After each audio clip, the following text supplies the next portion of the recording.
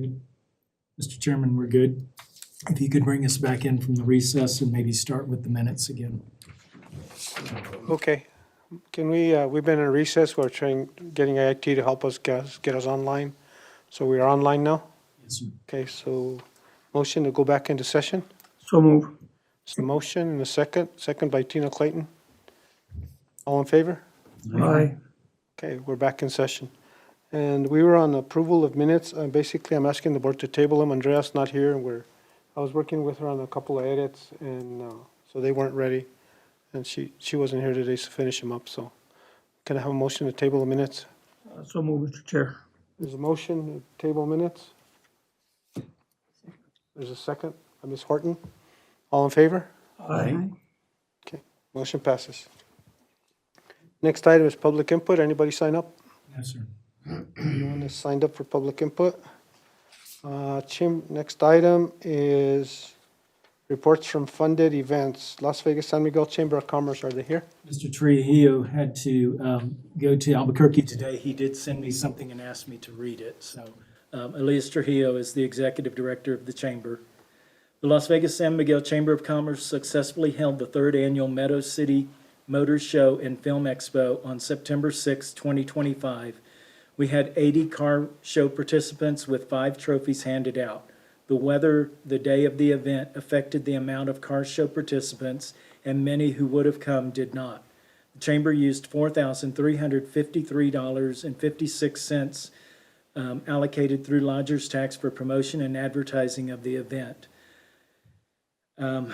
They used it for printing of event posters and making T-shirts, which were handed out to all car show entries and car show sponsors. A new event poster design was donated, and this design will be used for next year's event. The posters were handed out to every business in town, as well as many car-related stores such as AutoZone and Napa and Santa Fe and Albuquerque.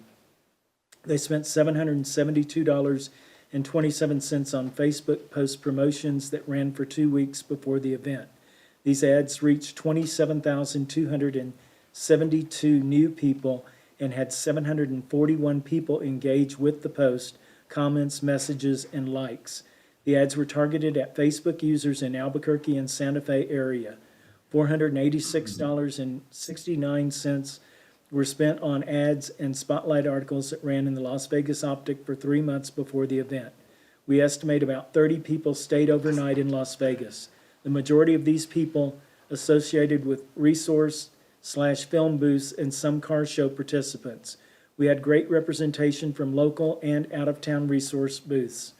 La Vida Buena, Meadow City Management, Las Vegas PD, PNM, Department of Transportation, District 4, State Police, Mora Sheriffs, Better Business Bureau, CYFD, and Mr. Joe Hernandez, the original Lowrider magazine artist, all had booths set up at the event.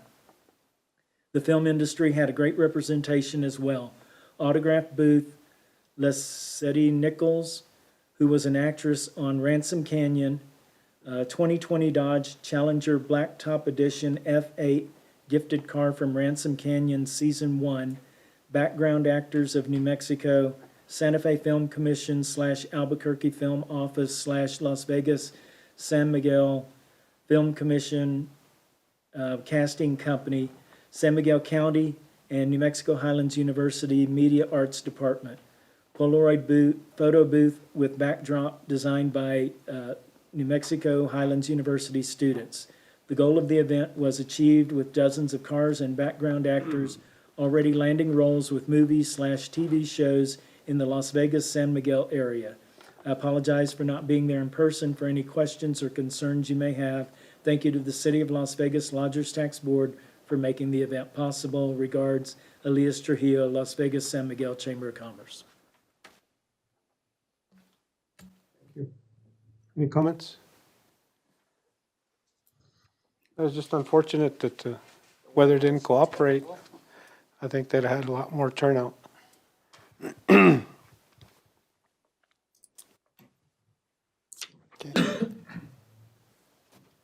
Any other reports for funded events? No, sir.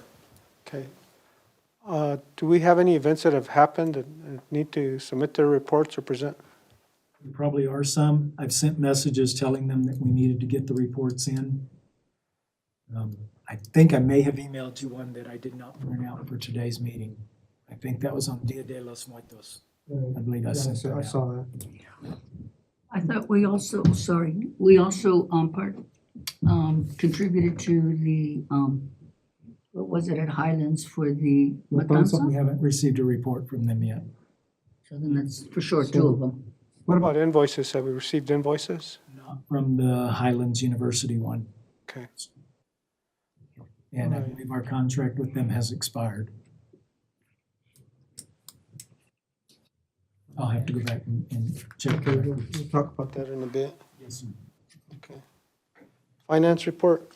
So, Mr. Morris Madrid, the finance director, is out sick, and I had requested that the deputy finance director attend the meeting, and I got a message that he was out today. I had one of my staff pull a quick report, which I provided to you, sir. Okay, pass that report out to the board members, just so we'll have an idea where we're at. With regard to, this is for publications and advertising, that's how we fund our events, right? Yes, sir. That's where the events come from. So it shows that we have a remaining, we had a budget of 250,000, and we have a remaining budget of $10,000, is that correct? Just a little over 10,000, yes, sir. For publications and advertising. Yes, sir. Okay, between now, and this also includes money that's been encumbered, like the Matanza, Right, so in there's an encumbrance number, but this is what's not encumbered, is 10,000. what is not encumbered. Yes, sir. That's how I understand the report. So if any events haven't submitted their invoices, could this potentially increase It could, the $10,000? yes, sir. Okay, That would be whatever gets determined through finance. so quite a bit of dollars went into the events that we did this year, huh? We probably funded more events this year than we have, at least since I've been here. Well, a good chunk of that went into city things that we did in purchasing, correct? Fiestas is included in this? Yes, sir. Yes, and the holiday for the lake parade, or not, all the extra ornaments that we purchased. Ornaments came through infrastructure, not through this line item that we're discussing. So like all the fiestas, all the bands, all those things came out of This it. line item that you have, yes, sir. We had the opposite problem a couple of years ago, didn't we? Where we hadn't spent any money, so we spent it. So but this is for this budget year, right? And this Through this the fiscal year ends in June 30th. June 30th, Yes, sir. and then we start the new fiscal year. July 1st. of July 1st. 26. That'll be fiscal year 27. What are the financial, I know you're not the finance director, what do projections look like with regards to revenue coming in? Are we going to be at 250, or do we see an increase in revenue? I think there should be an increase. I don't know if it'll be a slight increase, but having listened to the finance director during city council meetings, he said that we were stable and maybe slightly increasing, that the months are a little bit off from what they had been previously, but in the end, he thought that we would be up a little bit on lodgers. That was his mid-year projection. Okay, on the hands-on, Mr. Bakta, what does that look like for hotels? For hands-on, not I wouldn't say that I'm projecting dramatically higher sales on the. I'm actually behind across the board for all of my properties, so I'm not sure about the projection for any increases, but for us, it's a different story. We're headed in the other direction. Different markets. So we have economy and budget. Those segments have collapsed.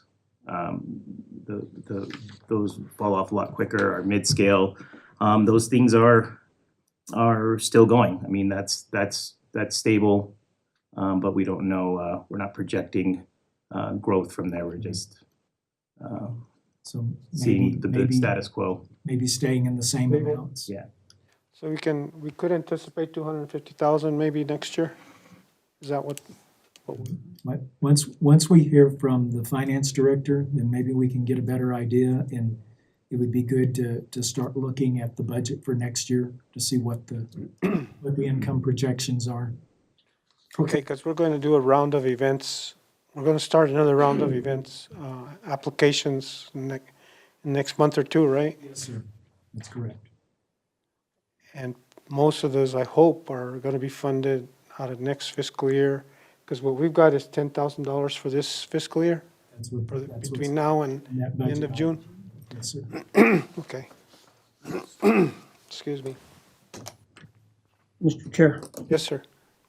question, Martinez. Scott, in regards to collections, where are we at? Collections of lodger's tax? As of last month's collections, so the way the collections work is by the 25th of the following month, all the reports and money should be in. So once those reports come from the cashiers over to finance and then finance over to our department, Andrea goes through, and I've got her set up to where she makes sure that everyone has paid, that they are current. If they are not, they receive a phone call and a certified letter. And we work on the collections. So as of last month, she just got the past reporting period, she just got it yesterday.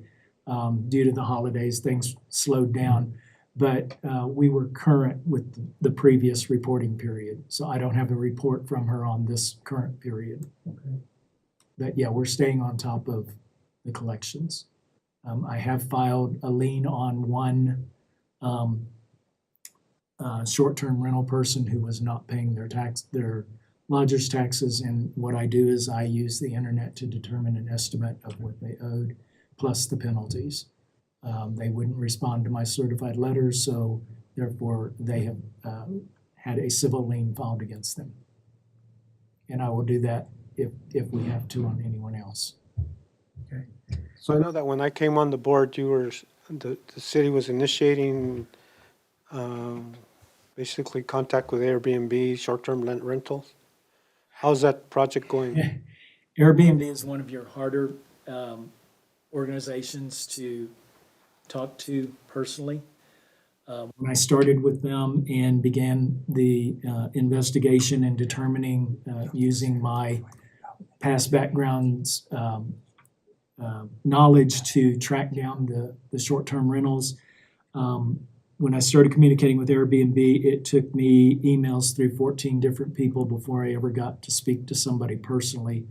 And their motto was, we don't talk on the phone, we do everything through email. But I finally got someone. So as far as through Airbnb, everyone that's advertising on their site for the city of Las Vegas is in compliance. And the same thing with VRBO. I do have one VRBO. They're showing they're booked out to 28, and I'm trying to communicate with him because he's not licensed, so he needs to take his ad down. Because as far as I'm concerned, you throw off what's available when people go looking. And so if you're not going to maintain your permit, maintain your license, you need to take your ad down. And that is what the ordinance says. So I've sent him a certified letter telling him to take his ad down. Thank you for the follow-up. Any other questions? I have one general question about, I guess, the marketing piece that we have. So in my mind, we have a total budget of lodger's tax, number one. Number two, we break it down to infrastructure, marketing, and I think there's one more. I can't remember the other We one. need to get a chair into. For Teresa, we can. Apologize, I'm running a little bit late. If you We'll put have one to- over It's there, not like you have anything Overall, else to do, Teresa. send it over there and everybody just scoots. I will stay, but you guys all have to scoot down one. They weren't ready for Mine it. stays with you. Apologize. We get it. This is closed off, otherwise we could probably get it up here. I inherit a purse. I just took mine off. Oh, you people too? We're still gonna put you over there. Yeah, you still go over there. Just So for the push it record, down. we will have Teresa Diaz entered the meeting at 2:29. Go ahead. Richard, you gotta move over for, Elmer, he doesn't have a chair now. So just go down one chair, yeah. Oh, we're scooting. Yep, yep. Apologize. Like, Exchanging chairs, okay. Sorry. yeah, we're doing musical chairs. Right, okay. Now I got it.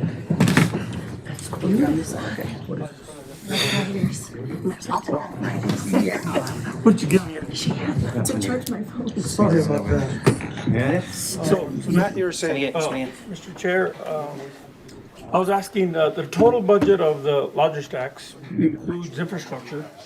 And that's a whole other percentage of the total, lodgers tax, numbers that comes in every year. And then, the bulk of it goes to marketing, right? So when we get the report from Morris, will he also be able to update us on infrastructure?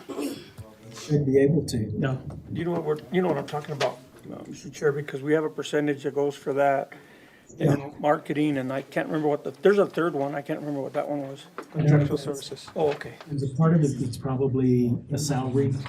That's part of it, but that's not that big of a difference. There's something else in there, you're right. As I recall, the last time I saw a budget, salary was overexpended actually, but not a lot, but they're gonna need to do some line item adjustments to add to salary. And we have to follow the law in regards to the percentages, right? Yes, sir. So we can't, There's a you know, whole do a formula. transfer, or, you know, to help one thing over the other. So I guess maybe if we're looking at numbers between, you know, we're just in January, so we've got, what, 5 more months?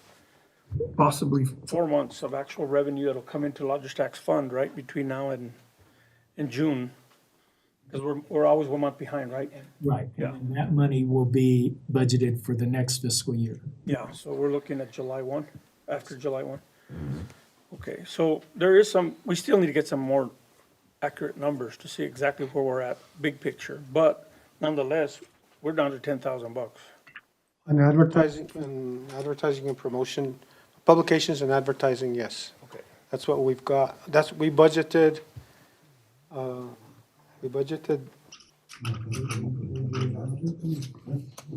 can't see what we budgeted here. Yeah, it's a printout, so if we can request, when we do have a report from finance director, that we get the detailed, just so we can have a better conversation, because this kind of is, yeah, we know how much we have left, but we can't have the more detailed conversation of, where everything went and, Yeah, because I can't see the $25,000 adjustment, I'm not sure where that's going to, yeah. off the top, in your current budget. And, but it'll be good to have them here, but what we do know is that that's what we have not encumbered or spent. Can we ask, Mr. Chair, that when he's able to get us the report, that he just email it to us, that you can? We can ask him that, yes, sir. That way we have an idea. 'Cause Once he we're gets it, maybe we should have a finance meeting? special meeting just to go over that. It'll have to be a public meeting. Yeah, that's no problem. Just to go over and see where we're at, because we've got a round of applications for events for this coming year. And then we're And open, that'll give us an idea where we're gonna be at, we'll have especially with these applications we have going. a new set middle of February. Okay. Say it again. We'll have more applications the middle of February. That's our next cycle to receive applications. And the request is also what Matt was requesting, the infrastructure side as well. Basically, Yeah, so if we can't have the If we whole, can get him to give us whole the whole budget, picture, yeah. the whole budget, right? Yeah, we'd like to see, the expenditures for Riverwalk in terms of the electrical upgrades that we recommended, and then the decorations and stuff like that that we recommended. So I'd like to see that, see where we're at with that. Mr. Chair, and I'm going off of what you just said, Scott. So let's just say there's money for January, February, March, April, and even May. And those dollars come in, they have to register into this fiscal year. I can't answer that honestly. But I'm Whatever I almost would sure, say, right? I'd be But- guessing. Well, what we have budgeted is 250,000 for the year. So it's budgeted. Yeah. Now, you know, what's coming in turn, that's why we always ask, what's the revenue? Is it coming in under, is it coming in below expectations? Where are we at in terms of, are we gonna reach the $250,000 for the end of the year? That's a question we could ask the finance director, but we don't, he's not here, so. But you know what I'm talking about, but revenue continue to flow in. It should be recognized for this fiscal year and this fiscal year. But I think we have to go we off the determine our budget. budget based off of The what we total number. collected, yeah. the- So in other the words, prior there is fiscal a year. chance that there could be more dollars available between now and June. That would require Yeah, a that budget would- increase.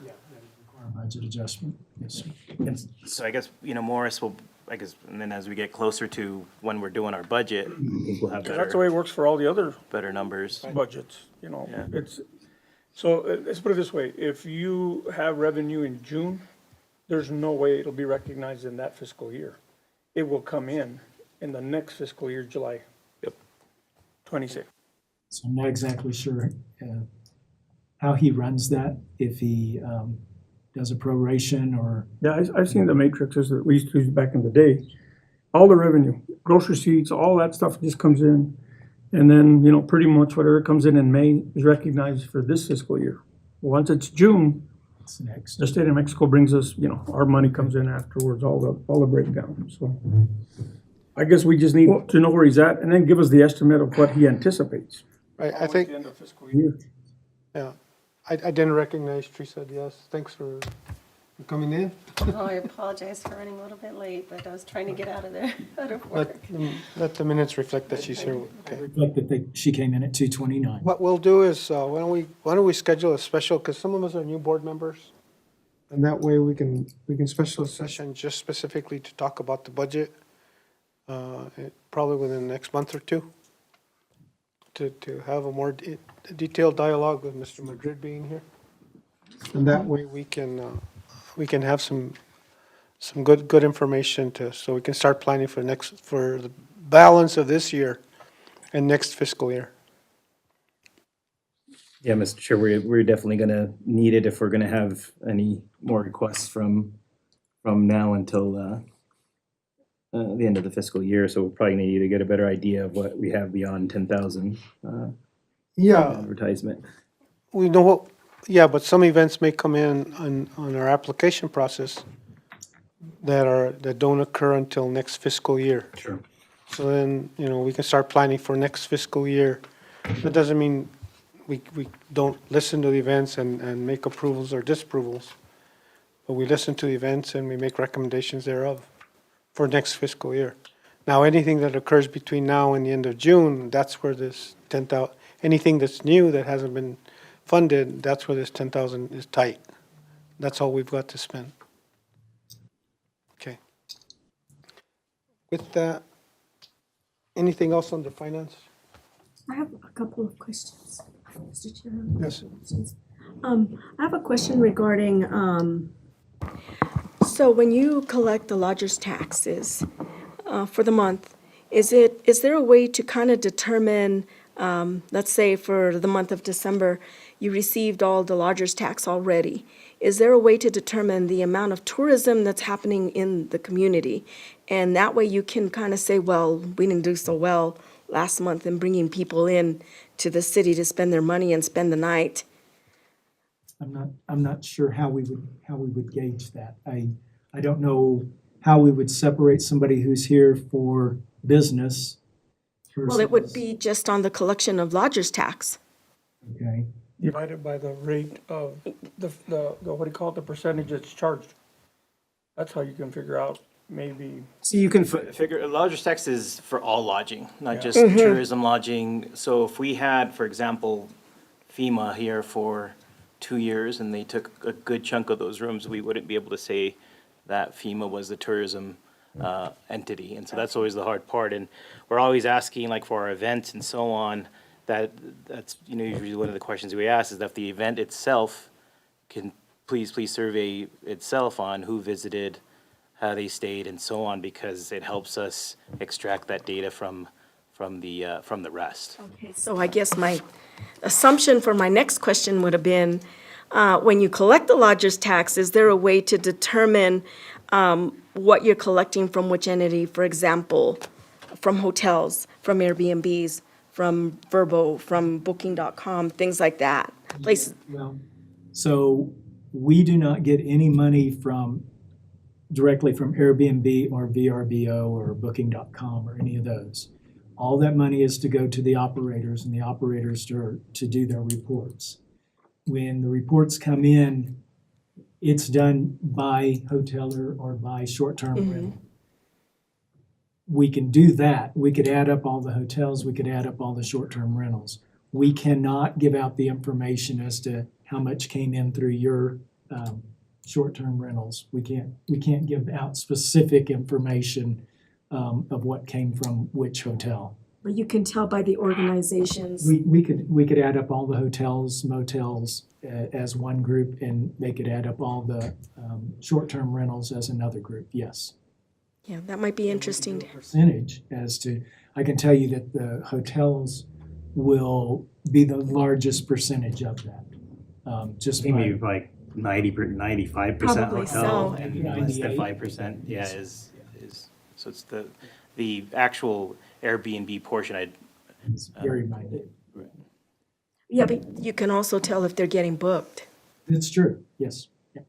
So big picture, big picture, Ms. Clayton, is if, when you received your revenue report, we're projecting that $20,000, $20,833 will come in lodger's tax that month. If it comes above that, we can say, you know, we had a good month, maybe it was tourism, or we can start to attach it to events or things that might have happened, that maybe somebody put up an event and attribute it to that. If it's coming down below that, then we're saying, hey, something's not clicking, because that's not what we were projecting. But that's the big picture with that. With regards to tourism and finding out what it is like, I think don't you have that tracker that's used on people's phones? we do have a tracker, yes. We have to set up specific dates, specific areas, blocks, or whatever to determine it. So we don't go to like each hotel and figure out where the people came from at those hotels. But we do for like Fiesta, which, you know, we can determine by zip code is what it'll give When you us. do the big group and the Fiesta. The other thing, and I was at the visitor center over the last week and just before that, and there's a sign-in log there. I don't think we're collecting all the data we could be getting, and that might give us a snapshot or a good picture of people that go into the visitor center, because we ask them where they're from, but we're not asking how many people are here, where they're from and what they're doing here. But we're not getting a lot more data from that. And I know at one time we I was able to do some statistical analysis off of it, so that we were able to triangulate. They're here for an event and for X number of days, and this is what brought them in. And they're from, let's say, Texas or Arizona or Colorado. Actually, I looked at the log for the last, from middle December to now, and I actually saw a lot of people from Colorado who had been signing in at that log at the visitor center. So that tells me that maybe we need to start telling Sunny 505 that we might consider start to target Colorado or Colorado media, because we're getting more people from there. But nobody's really tabulating the logs at the visitor center and putting that into a database that's usable, that we could do some analysis out of. That might start to get you some of the information that we'd like to see, Ms. Clayton. It's going to take a group effort. It's always been difficult to get the data, and so everybody essentially has to participate. We get it from the visitor center, we get it from our events. If we have any geolocation data that we get from our own events with the city, and we have to put it together. For these last 2 years, it's been really unusual. I think Lodgers Tax has boomed, but for some of those, I wouldn't be able to say that it was a tourism boom. There was a lot of what I'd call temporary, because of the situation that we're dealing with and are dealing with. A lot of that business was temporary. That said, there was also a lot of film tourism. We can call it film tourism. So there was within the same period of time a few, I would say, starting from 21, 22. Amazon Studios with Outer Range, they were here for nearly a year and filled the good portion of the rooms. So you see it for Ransom Canyon for a smaller thing, but again, we don't know whether they're coming every year or not. Year one usually goes well. Year two, we don't know if that's going to continue on. So in combination between those two things, Lodgers Tax has done exceedingly well. But there's nothing. What's harder for us to project going forward is that what consistency do we have? So it definitely would help us to figure out exactly what our events are producing, what our tourism portion of it is producing. At every level, we should be saying, hey, how do we get this? How do we extract this data? Fortunately, there's not one singular place to get it all. I think we've always struggled with that. And just to add to what Mr. Bhakta is saying, an example, we just heard Elias's, Mr. Trujillo's report on the car show. He mentioned 80 vehicles. Well, something that I think we'd like to know is how many of those vehicles were from out of town. That starts to get us at really baseline data with regards to, and what town were they from? Were they from Española? Were they lowrider clubs from Española, from Albuquerque? Or where were those people coming from? And I think that when we fund events, and that's what the workshop's going to be about, that we're having in a couple of weeks, is ask the applicants for events to tell us where, to find a way to get that data for us so that they can give it to us in the report. That way, when we're funding somebody to do advertising like Sunny 50 or whomever, then we can tell them, hey, this is the information we got from a car show. If you put an ad out, this is what we'd like you to target because that's what we're finding out. So I think in our reporting from events, like we had the rodeo and the concert last year, it'd be good to know where some of those people came from. And I think we started to get that information in there. I think we just need to have it more focused and more detailed so that we can do our marketing or focus or direct our marketing in that direction.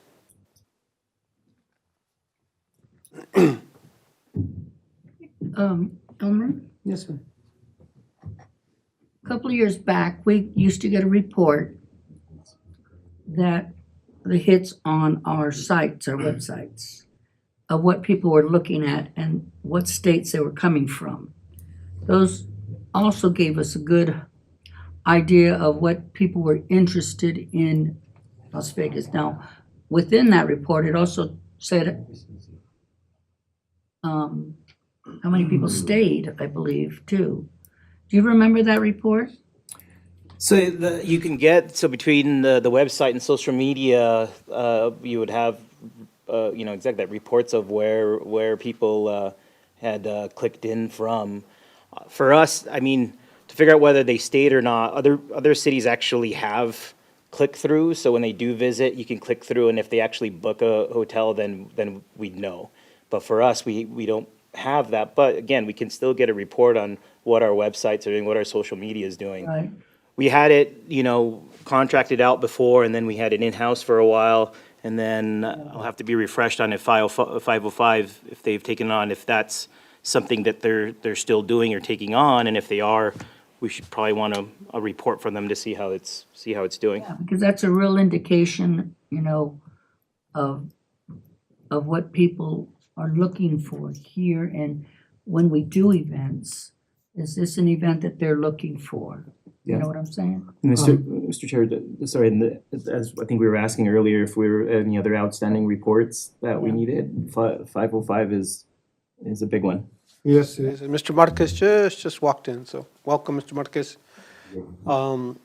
The discussion on data, there was a question in terms of, first of all, we used to get data on reporting on events, and then secondly, Sunny 505, have they been doing reports?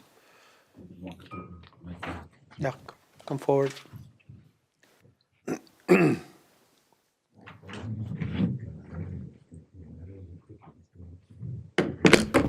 Good afternoon, Board, Chair.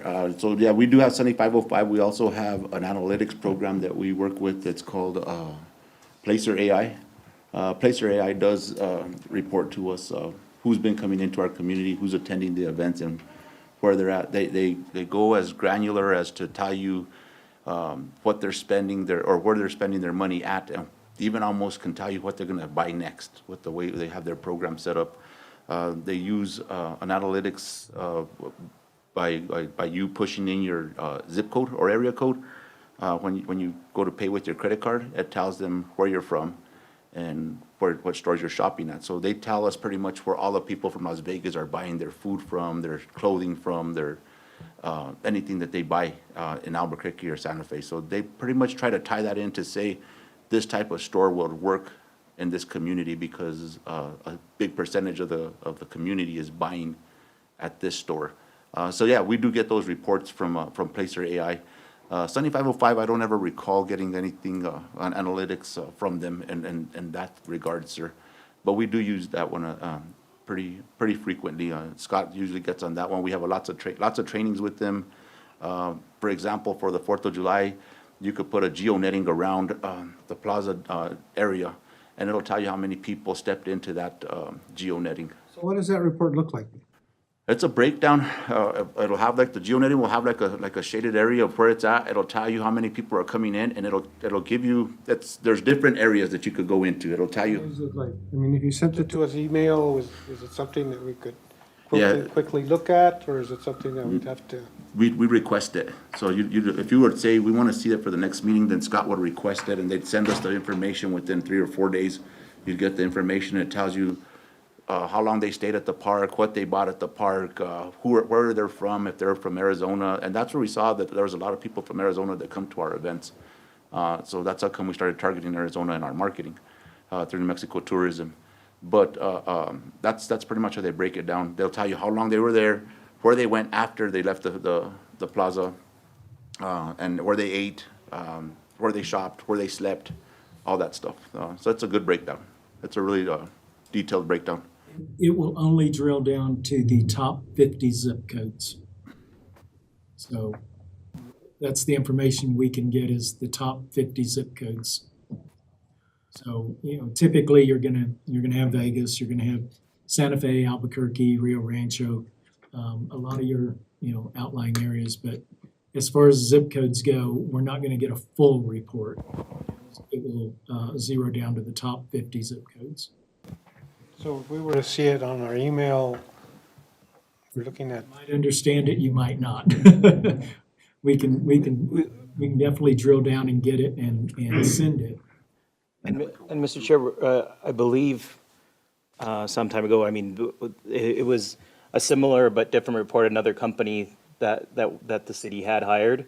And we did have discussions of reports that came out of that during prior lodgers tax meeting. So, we'd like to be able to take it on, but it might answer some of the questions that have already been, or help answer, I should say that have already been asked, and kind of, and at least we see it once because we've heard about it several times, right? And I know you're using it as a tool in community development and so on, but it would be great to see what data this actually is and see if we could get some understanding. It might help us going forward. We could probably get some information well, we got some other meetings coming up here pretty quick anyways, because we do have the lodgers tax applications that'll be coming through in February. We'll probably have to have an extra meeting here pretty soon. We could try to get something together by then and see what we could get for you guys. Yeah, we're talking about a special meeting to go over finance. Okay. Because I did provide the board, we were provided with kind of telling us where we're at. Yeah. With balance of 10,000, so we've decided to have a special meeting sometime before, before the next funding events also, just to, with finance department, just to start planning for, figure out where we're at this fiscal year and then start planning for the next fiscal year. Mr. Chair, I'm trying to sort of get all this information and, you know, this has been probably one of the most interesting committees I've ever been on because there's pockets of information and not all of it sometimes makes sense. I can imagine the new people on the board, they're probably saying, what are we talking about here? You know, I want to go from A to Z. And then you guys get down to about the letter N and something goes in a different tangent and something happens in a different way. So I guess in regards to the agencies, 7505 and I think the other two that the city had, and 7505 in particular, so, and I've always questioned the work that they do, especially if it has something to do with the tourism department, because those guys, I guess they're two guys in a room or two girls in a room figuring out where they're gonna spend all these dollars. And the way the tourism department figures out where they're gonna do stuff, like I asked them at that last time we met with them on Zoom, I said, you all talk about promoting New Mexico. So, you know, I'm at the airport in Dallas, I'm watching the screen. I never once saw a picture that was not Albuquerque, okay? So, you know, it's like, they're talking about the Balloon Fiesta, they're talking about whatever else, the events, the state fair, the whole 9 yards. I'm waiting for Ruidoso, I'm waiting for Silver City, for Las Vegas, for Santa Fe, Taos, anybody else but Albuquerque. They couldn't answer that. So I guess, Lucas, and maybe a way to refresh us, maybe by the time we have that finance meeting that Elmer's talking about, maybe we need to figure out what is the best way for us to utilize our dollars working with agencies. Because I know you can tap into their resources. When it comes to the contract with tourism, we fund a third, I think, and they do the other 2/3 or whatever the deal is. And they just pretty much figure out where they're gonna do this on their own, really with not too much input anyway. I don't care how I've tried to talk to the tourism department. The guru in the back room's the one that figured it out, and you just give us the money, we'll spend it. I really think there's gotta be a way that we figure out what's in our best interest and which agency to work with when we want to work in specific areas. So if we wanna work on, okay, how do we bring more people into cultural events to Las Vegas? You know, 4th of July, maybe even to some degree, even the motorcycle rally could be considered that. And what other event that we have, which is the best agency to help us achieve our goal to get more people down here for the cultural events, okay? We don't have a Zozobra. We don't have those other things that other communities have, but maybe that's the area we need to pinpoint. I can tell you one thing, you know, because I've tried looking for rooms for family members during the fiestas. There isn't any. The town fills up. And I don't know, sometimes up for a week prior and probably a few days after. So we know that that works, but we can't hook everything on that one event, you know.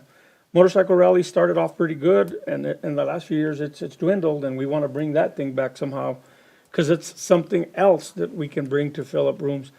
And then maybe now with the county fair event, we might be able to attract people from, you know, further distance than the 60 miles that the tourism department uses, and those kind of things. So am I asking for the sky here, Lucas? But we almost we don't need 3 agencies if none of them are doing what we really want. Maybe they're good at designing a billboard, maybe they're pretty good at putting a commercial for Albuquerque and the airports around New Mexico. But does that make sense? Because sometimes I think we start spinning our wheels and we have no idea what they're doing. How are they helping us? Actually, so, yeah, well, right now, we're not really working through 7505. It's a grant that we put together with the New Mexico Tourism. So we have New Mexico True that's working with us on it. They do videos, photographs, photo shoots, the things like that of our community. And you're right, we have spoken to them about getting to the airports. And I think that's the biggest thing that we could do is try to get some advertisement for our city at the airports. But we need more events, and we need more private events. I'm really grateful for Brianna and her crew to be able to come over here and be able to put on a private event that the city's not doing. The city's taking on way too much stuff. We have Friday al Frescos, we have 4th of July fiestas, we have too many events that the city deals with, and we need private vendors to come in. This year was really good. We had a lot of private events come through, and I think Lodgers Tax spent a lot of money. We did really well in spending our money. We still have some money there in the budget. Now for mid-years, I am gonna sit here with Elmer and Morris and try to get enough money to make us get through the fiscal year, because we do have some spring events that are gonna be coming up, and I'm hoping that this term for the applications, that we get a lot of applicants in for that stuff, and we could go ahead and talk with Sunny 505 and see how they can assist us in getting a little bit further out there. Again, we've been using the grant funding, not our funding for Sunny 505. As a matter of fact, we took money out of that line item and put it back into the budget to cover expenses as well. So Lucas, Mr. Chair, Lucas, so the other two agencies that we also had a contract with, we haven't used them at all? No, sir. We went out for RFP, I believe, back in, when was it, Scott? In a while back. Yeah, and we had 7 applicants, remember, 7 applicants that went out, that came back. But we landed up with 3, right? We ended up with 3 proposers. We haven't used the other 2, we've only used 1. And, we don't have intentions of using the other ones right now. One of the other ones wanted a $2,500 a month retainer, whether they did anything or not. So once we negotiated with them, we have not used them. We did not pay the $2,500 a month. Because we thought that was kind of ridiculous to pay that whether we used them or not, so.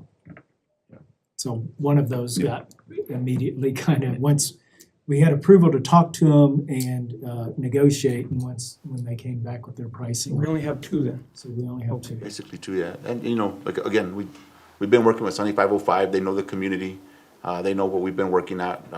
And since we're not changing our branding, we're already branded. We have the 2 brandings on both sides of the town, like we've discussed that before. We decided to go ahead and stick with Sunny 505. But I'd like Sunny 505, personally, this is me personally, I'd like Sunny 505 to be more involved with, if we fund an event, any event that we fund, I'd like to see Sunny 505 more involved with that event in terms of helping that group fund their event. That's kind of get really hands-on rather than kind of being standoffish or stand back and just talk to us on Zoom once in a while. I'd like to see them more be involved and get to see the people with the events and meet them and get real hands-on with the event organizers, not with the city. I mean, I think the goal that for us was, when I came on, was to get these events back out in the community and off of the city's plate. And we were successful this last year. Now we'd like to get the support of like Sunny 505, the advertising agency, to help them with their marketing and make them have a successful event. I think that will kind of straighten out the nebulous thing that you're seeing, Mr. Martinez, in terms of it, how do all these pieces work? And I think that's one way that they could work, is if we made that connection, but we need Sunny 505 there to get to meet the people that runs the event, if it was the Matanza, or it was the rodeo, or it was whatever. In other words, like coming down here and doing interviews with the people is what you're saying. Yeah. Sitting down and talking with them, because on the Yeah, advertising los side, puertos. we predominantly rely on our radio stations here at the city of Las Vegas. We got a radio station that reaches almost out to way in the other sides of Arizona, so we do. And then we have Sunny 505 that goes with a little bit more of the modernized way of advertising, which is social media, and they get a lot of hits. They get a lot of hits on their when they start to help us advertise. So, I mean, their advertisements work as far as people seeing them and liking them and sharing them. But I want to see those numbers reflect over here, because if we got as much visitors as they got hits, we probably have 10 times the Taylor, amount of people in our town. With the car show, we just got the report on the car show. If they were more connected or made contact with the car show and find out a little bit about it, you got some video going off the car show or photos of what's here, the cars that are here, that event, and how it all ties in with movies. That's unique. And if they could come back and advertise and promote, help the car show promote, it would be more effective out there. It'd have a greater impact in terms of what we're seeing. Mr. Chair, but if what they can help with, I mean, some of the things that Matt was saying, for example, the airport, but when you're seeing that video, they have some, amazing shots of whichever city that they're seeing. So this last time, I was surprised that it was a city beyond Albuquerque, but I did see like a Silver City shot or so on. So I was happy to see that was, New Mexico and not just Albuquerque. But it also seemed targeted because I was on my way to the bowl game there in Phoenix for UNM, versus Minnesota. So they knew a lot of people would be traveling and going. But if we can use that expertise, have a great shot, say it's the car show or anything, something iconic that we can put on that billboard. I think the other thing we asked was, how do we squeeze in onto that? If it's being done by New Mexico True and the programs for airports, how do we squeeze our ad in so it didn't say just, Albuquerque, or I think it said Las Vegas, New Mexico, and showed a great image or a great video of our area.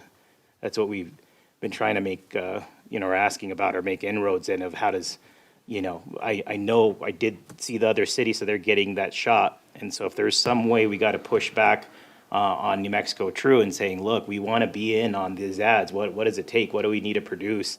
And can 505 help us with that? Or any other person, hey, we need a great production here to show that we'd like to show off. How do we get there? I would keep pushing because I've seen that. I know what Matt's talking about. But I was surprised, or it shouldn't have been. But I have seen the New Mexico ads in the airports. But I want it to be Las Vegas. Yep. And I have brought that up to them numerous times. I will push on them some more, Crew Tech and Chair and Board. I'll push on them more to get that in there. I've wanted the airport advertisement going on over 2 years now, so I'll work on them and I'll let them know that's what our goals are, is to get our town pushed on those areas where there's a lot of high foot traffic and tourism or all that stuff. People are looking to come into these small towns and explore. I'll push on that and see if we can get that accomplished. And it comes down to timing. I mean, we might even be late on it because the rooms at the plaza are booked 1 year ahead. Oh, yeah. They're already done. And, So how do you bring more people in if there's nowhere to stay? and we're working at different things, me and Scott, in regards to that. We're looking at different options that we can do, because I think we have a total of, I want to say 600 rooms in town, maybe 500. Crew Tech, am I right when I say that about rooms? We're looking at different options that we can go ahead and offer, not as hoteliers, but more like temporary lodgings, like RV parks and stuff like that. So that's what we're looking at, and we're looking to see if we could build some ordinances in that way. We could try to help crunch a little bit of this housing desert that we got going on. And I know for when the bike rally was going really strong, a lot more of that was happening. If there wasn't enough hotel rooms, there was designated areas where they came with their own equipment there and they were camping and so on for it. That said, that bike rally was the second event of the year that actually sold out the entire town. Fiestas has been the lone standing major event that truly sells out the room for the week, and that is which is great that it's doing better. And then the second after that, we were always was the bike rally when it was going strong. The hope is that we have multiple events of that nature where we build more supply to supply those events that are selling us out year round. And you're 100% right. I mean, and we're lucky that there's some investors in our town that have been trying to push forward with Airbnbs and stuff like that. And that's another thing that our chamber can assist us in making sure that when they're looking at our community on the websites, that they can see that there actually is Airbnbs that they could try to rent over here, people that are actually licensed and registered, so that they feel safe when they come into our community, that they're going to be parking their vehicles in an area that they're not going to have to worry about when they park. So I think that's a big plus for us as well, is that we do have some extra lodging as far as Airbnbs as well. Mr. Chair. If I may, Lucas, not that I'm trying to put you on the spot, because that's an interesting thing for me. But let me just talk about television for a minute, okay? So let's just say that with a package we have with KRQE, I think, because they have the 3 or 4 stations statewide. Okay, we have a contract with them, right? Yes, sir. So they're still in this year, and we're still doing stuff with them, right? We're still doing stuff with them, sir. Yes, sir. Okay, so in regards to them, So who makes the call on what events is gonna get a commercial? Pretty much, it'll be up to us, the city, that we decide. Okay, so more than likely they do the 4th of July. Do the 4th of July, we do the Friday al frescoes, we do the Christmas light parade, La Luces en el Rio. Anything else, Scott, that we could think I of? think in that one ad we did, Dia de los Muertos. Dia de los Muertos, was in yeah. With it, I think the turkey trot, Turkey trot was done as well. Luces en el Rio, the electric light parade. So let me ask this, so you guys as staff are recommending these things to them. And I would hope that you would wanna utilize us as the Lodgers Tax Board to see if we have 1,000 television commercials that we're gonna place this year. And 500 of them are the fiestas, okay? So the other 500, we're gonna break them down in Luces and Rio, we're gonna do the rodeo, you know. I would hope that you'd come back to us to help you determine that, so that we can see which are the best events. Of the ones you just mentioned there, I have no idea what the turkey trot was, and I'm on the Lodgers Tax Board, okay? But that's a whole other deal that, you know, I guess we have to catch ourselves up with. But nonetheless, I would hope that when we have something like that, that we have a little bit of an opportunity to help you all pick the right things. Because we want to make sure that when we fund an event, that we get as much coverage as possible with enough time out there with, you know, lead time, so that those events are successful. The whole goal here is collect the funds from lodgers to promote the city for next year. And I know that the big push right now is, let's take off all these events from the city's plate, like the chairs talked about earlier, and now start farming them out to more independent, you know, private groups to help us do these events. Because the city's got a lot of other things to do. Your department probably doesn't have enough employees already, right? So at the end of the day, we need to be able to help to make sure that we can foster it. Klutek just said it, he's a hoteler, and he knows that it's gonna be more events similar to the ones we had with the motorcycle rally. What's the other 2 or 3 or 4 other summer events that we can do to fill up the rooms in town? And it's not just the rooms, it's the grocery receipts that are affecting the grocery stores, the gasoline that's being sold by all the stations, all of the people that are making this thing work. So I know we're gonna have some big stuff happening in the plaza next year. They got that big grant that they're gonna be working on all of the plaza itself. So we're gonna have a smaller season, right, this year, after the 4th of July, or possibly even after the motorcycle rally. After that, construction, so we're gonna have to get ready for the following year to use that venue. But I'm looking at the bigger picture, Lucas, and I'm just saying, I guess as a Lodgers Tax Board, hopefully we have an opportunity to help you. So you don't have to make the call by yourself. We could probably do that. I mean, again, we come and ask Lodgers Tax for the funding for these TV commercials, and then we put them together. We can definitely ask you guys for your input as well. Thank you. Just wanted to poke on you. I know. Is it possible to get an assessment of the breakdown? Hotels, rooms, Airbnb lodging rooms, overnight camping, RVs, you know, spaces that people, so you actually have a total, and then go back and ask with a survey, hopefully that you can do online, of these entities, and see what areas were, you know, their opinion, were they good or bad? Have a couple of questions that you can ask them that will fit all of them. You know, what event did you attend? What was your time like? You know, did you eat at the restaurants here? Did you go outside of Las Vegas to see the surrounding community? You know, within a 20-mile radius, maybe, I don't know. But it would be kind of an assessment to see what we have as far as where people can stay, the actual numbers. Yeah, you said you have maybe 500-600 hotel rooms, but then what about we have this still have outdoors, hiking, camping, you know, horseback riding, people on their bikes that want to ride the mountains. We still are not grabbing that tourism, that ecotourism people. You know, so I kind of would like to see an assessment of what we have to offer in in the whole area. And, Mr. Chair, I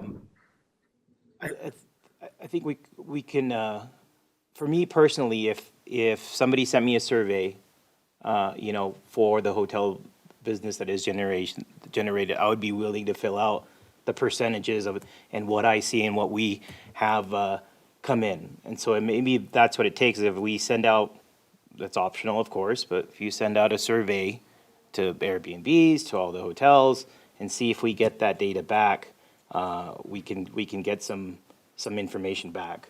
And yeah, even if it's 5%, I mean, majority of it is the hotels. It's 95%, but there's that 5% that is like, but if they're willing to send back, you know, data voluntarily, they're not saying specific numbers, but that you can give us a percentage. Hey, what's your business? Or even during for these specific dates where you booked out, and so on. And so that kind of dives in more than just the collection of the money. Right now, we just see the revenue coming in. But if you want more data on what it is specifically, maybe you could trust the lodgers enough to report and give you an accurate assessment of what they see at their own businesses. Because right now, you're only hearing it from me, but if you ask them, they may report back and saying, hey, this is what's truly impacted us. I'd just like to say that when we turn in our lodger's tax reports with the payment for the month, maybe part of the packet could include, could you give us this information for the month? How many people stayed? Where did they come from? Because the Airbnb can tell you all of that. It tells me all of that, where they came from, how many days they stayed. We could just, you don't have to make it mandatory, but maybe, volunteer the information. Maybe if the committee or the board could come up with this survey, we could send a letter from the board asking each of these entities to do that. And that way, It would be pretty good, like if we could get the board to give us some type of survey that we could send out when they make reservations, like with your hotel, Crew Tech, you guys could send it to them either via mail or via internet. Probably internet would be preferable, where they could go ahead and say what they're gonna be doing when they come into town, what they're looking forward to looking at, what they're gonna be, where they wanna eat, what they're But coming here at to least do. surveying the hotels themselves, whether they want to divulge that information, but I think they will. I think they'll have it. Right now, again, you're just hearing from me, but if you just sent a survey to each hotel for now, and then they get used to answering those type of questions, they're not, and again, we're trying to use that data to see what we can do, and I think those hotels would probably be interested if it's going to increase tourism for the town. And that could grow into more and being per event, or if they're used to answering the survey, we can make that grow. But I would start with the basics of. So let me, I think especially since. I was just gonna say, just something that I'm experiencing right now with, believe it or not, Valentine's Day. The hotel's sold out, so, we've got bands that are coming in, and there's other venues that are having, bands come in. Well, I am getting a ton of calls from Albuquerque, from surrounding areas, wanting to come in because they're followers of these musicians. And so we have no place to put them. So now I'm reaching out to the Castaneda, and I'm reaching out to whoever, can you, they're booking the reservation, but okay, now they need a place to stay. I'm running into that problem for. that's where the chamber would come in. Is that, yeah, I That's just where the can't chamber believe it. comes. I mean, But, I need help with that. Let me kind of put this together, and I think I've got an approach to it. And I apologize that we're taking some time with this discussion, but the board only meets quarterly, and this is something that we've been wanting to talk about. So, I apologize to the public, and, that you're involved in this discussion, but it is taking a little bit longer than what we'd expected, but it's good dialogue.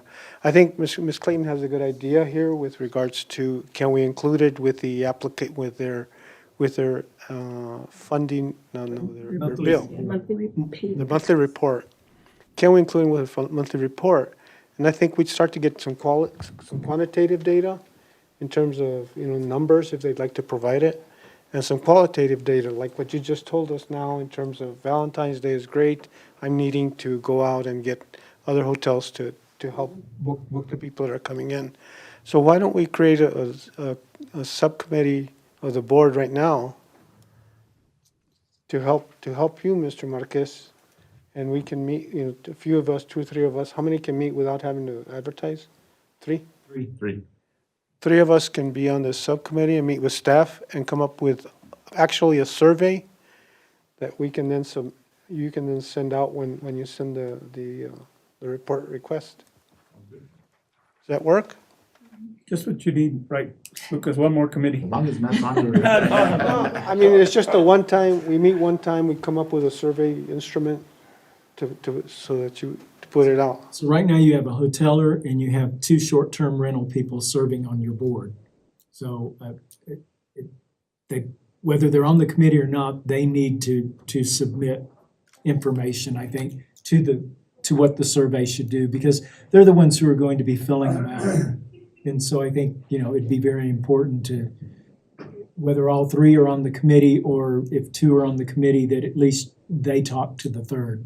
We certainly need to have the discussion. I think that whether we have it on because all of us, as far as the lodgers tax reporting, we have a copy of the forms, and so we just take it with us for a copy. So there's not a request sent out to us. We just have blank copies of the forms that we declare.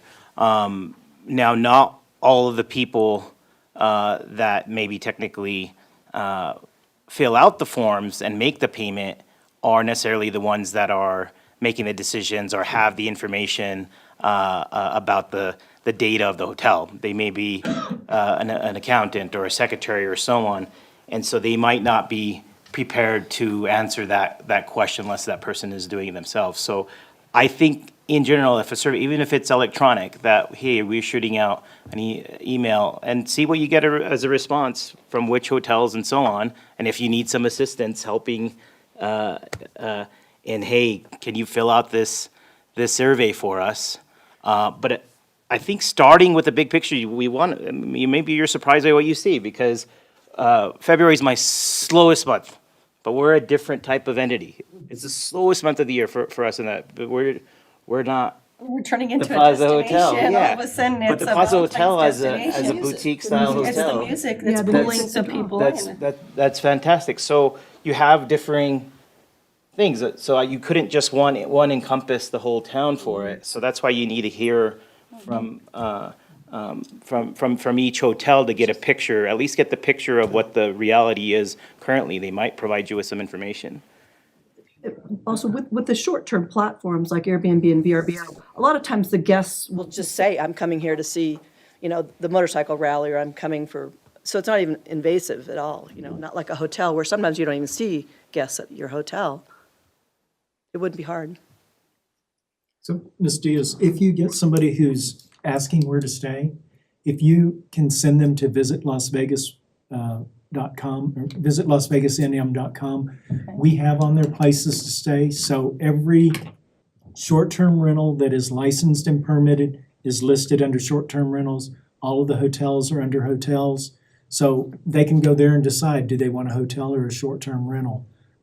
But they're listed there and they can then make their reservations. But No, I'll do that because I hadn't. I'm just going, oh, boy, okay, where Yeah. do we go? Okay, let's go. So there's across the a river, spot go there. here. Trying to find a spot for them and without, you know, them changing their mind to come to Las Vegas, you know. We want them to coming in come, from want them to Albuquerque. come, yes.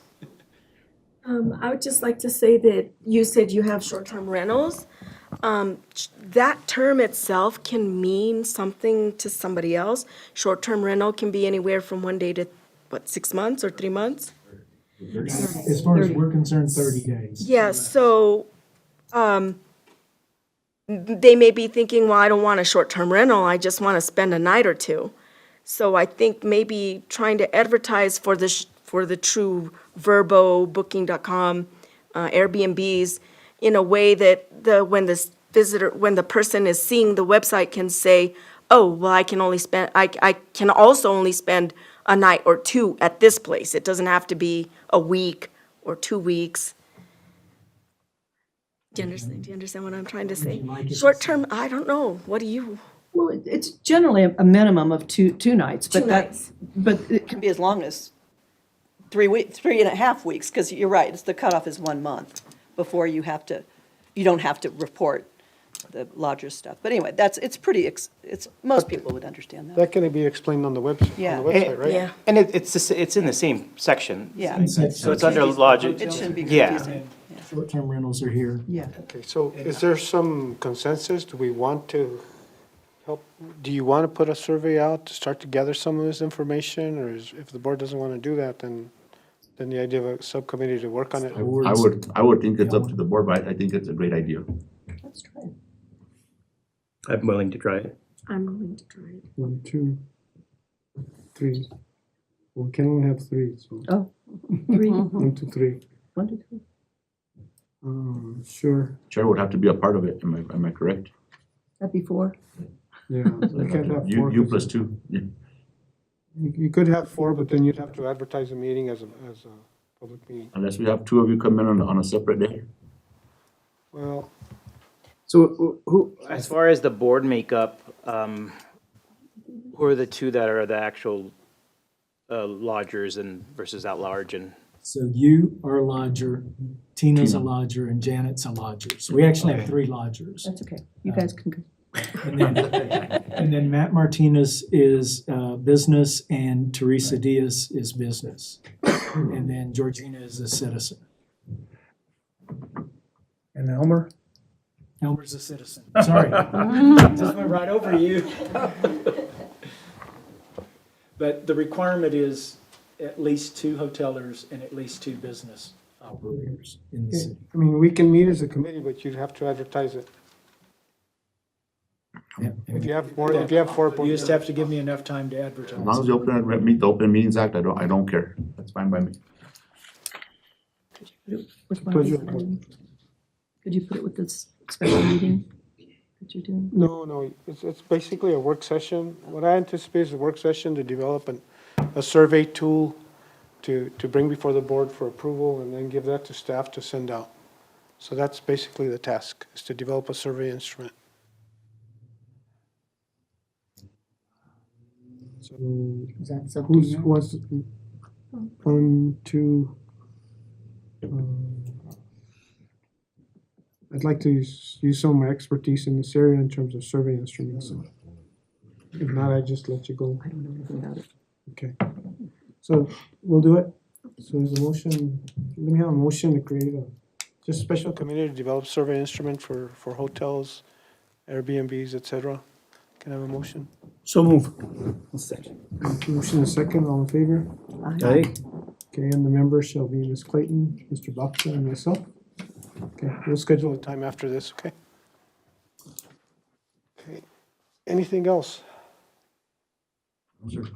On finance? We kind of went off, but like I said, it's been a while since we met. New business. Discussion, review, recommendations regarding lodgers tax application requests. We have a request from the Center of Land-Based Culture Infrastructure application requesting $60,000. Mr. Shane Flores is here. And he handed out a statement to each of you prior to the meeting. It was put at your presentation. Yeah, kind of for your future reference, it pretty much says exactly what the application. Before you get started, let me ask the board, does anybody need to take a break? No, good.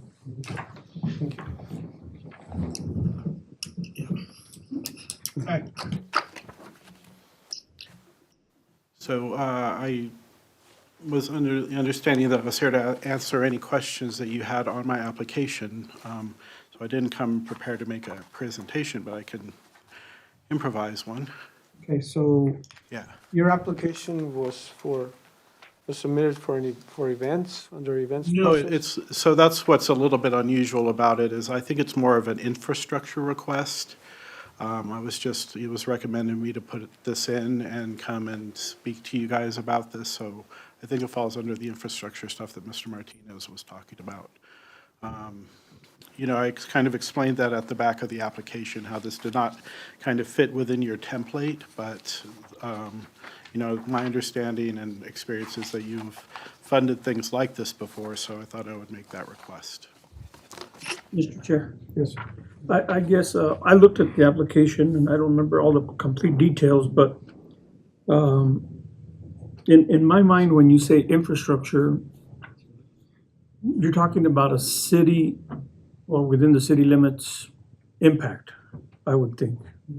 So in other words, something like taking care of the electrical for the, yeah, the Riverwalk, that kind of thing. So when he says infrastructure, I'm wondering if he could give us some ideas. Sure. What does that infrastructure mean? Is it on city property? Is it on personal property, private property? How does that work? So the Center for Land-Based Culture is a 501c3 nonprofit organization. Our mission, what did I put it in here? I always forget exactly what it is. The study of representation and revitalization of land-based cultures. So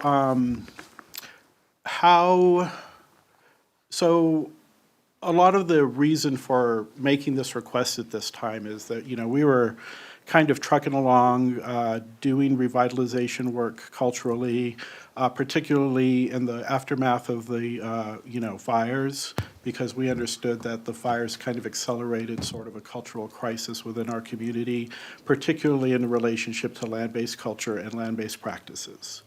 Why I think what we are doing, and so we were kind of trucking along, and then, DOGE happened to everybody, in particular organizations that rely on grant funding or grant-funded projects. We actually had 5 to 7 years worth of those funds and activities funded when DOGE came in and kind of reset that template for everybody that works in the nonprofit sector in New Mexico, right? So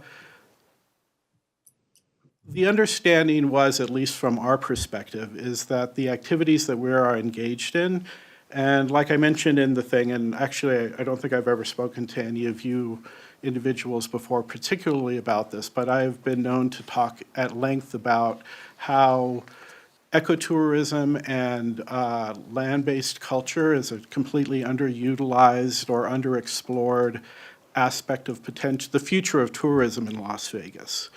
Based on the principles and how tourism is changing, experience tourism is kind of at the fore more than a lot of other different kinds of traditional tourism. And we think that the land-based practices that we are trying to surface and revitalize, promote, have the potential to be a foundation for this new kind of tourism or this emerging kind of tourism. Georgina referenced it easier. Ecotourism doesn't even really exist here. And as she mentioned it, it's underexplored, it's underutilized. And we understand that the things that we do have the potential to lay the foundation for that sector, right? And so this is why, to my mind, it's relevant to the Lodgers Tax Board. What we're doing, we're simply asking for some operation support as we reorganize and restructure to deal with the realities of the post-DOGE landscape as we develop and kind of realign our programs. In the short term, and because I think that you guys, that's kind of abstract and a more long-term thing. In the short term, as part of what we're doing does involve events, and we have the potential to do events around workshopping some of these what we call skills ways that are foundational to what we do. For example, Dr. Romero, who, as you can see from our thing, is kind of our, in a lot of ways, our organization was implemented in order to put the principles that he's worked on and developed as far as land-based culture at Highlands University into actual play, right? Actually manifest them in the world. And for example, I know that he's working on, and I think is well on his way to having a food sovereignty workshop sometime later this year. I believe it's in the fall. So in the short term, our activities, whether they be SkillsWays workshops or academic conferences that originate within our activities, are something that will start to, create heads and beds, as I know that you guys like to say. And so there's kind of different scales of this. And what we're asking for is operations support for the next year or. What was that workshop you just mentioned? Oh, Skillsways workshops? Basically, Yeah, so a lot of our activity, because it is about cultural revitalization, is that we know that there's skills related to our traditional land-based culture that are being lost, forgotten. Either people don't practice them anymore, or the people that know how to do them, they know how to do them, but nobody's learning from them, right? They don't necessarily have young people who are yet interested in learning, they're not at that place in their life or whatever. So a huge part, a pillar of our operations is really about documenting and preserving those practices, right? So we call them skillsways. So like, for example, we're working with someone to document and preserve the art of the enjade, right? Replastering and plastering.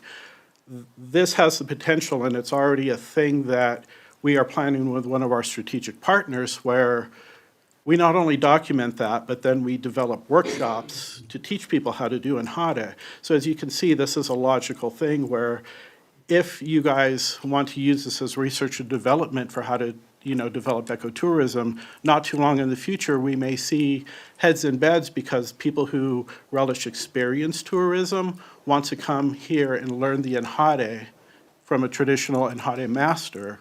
And this is kind of why I want you to consider us as something that might be worth long-term investment as we sort of not only develop the documentation and revitalization of these skill sets, but learn how to implement them in a new economic sector for the town.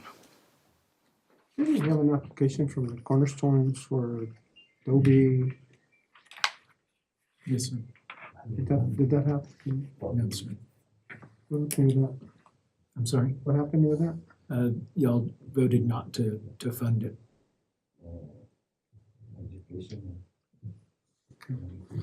Just to rectify that. Mr. Chair, Yeah.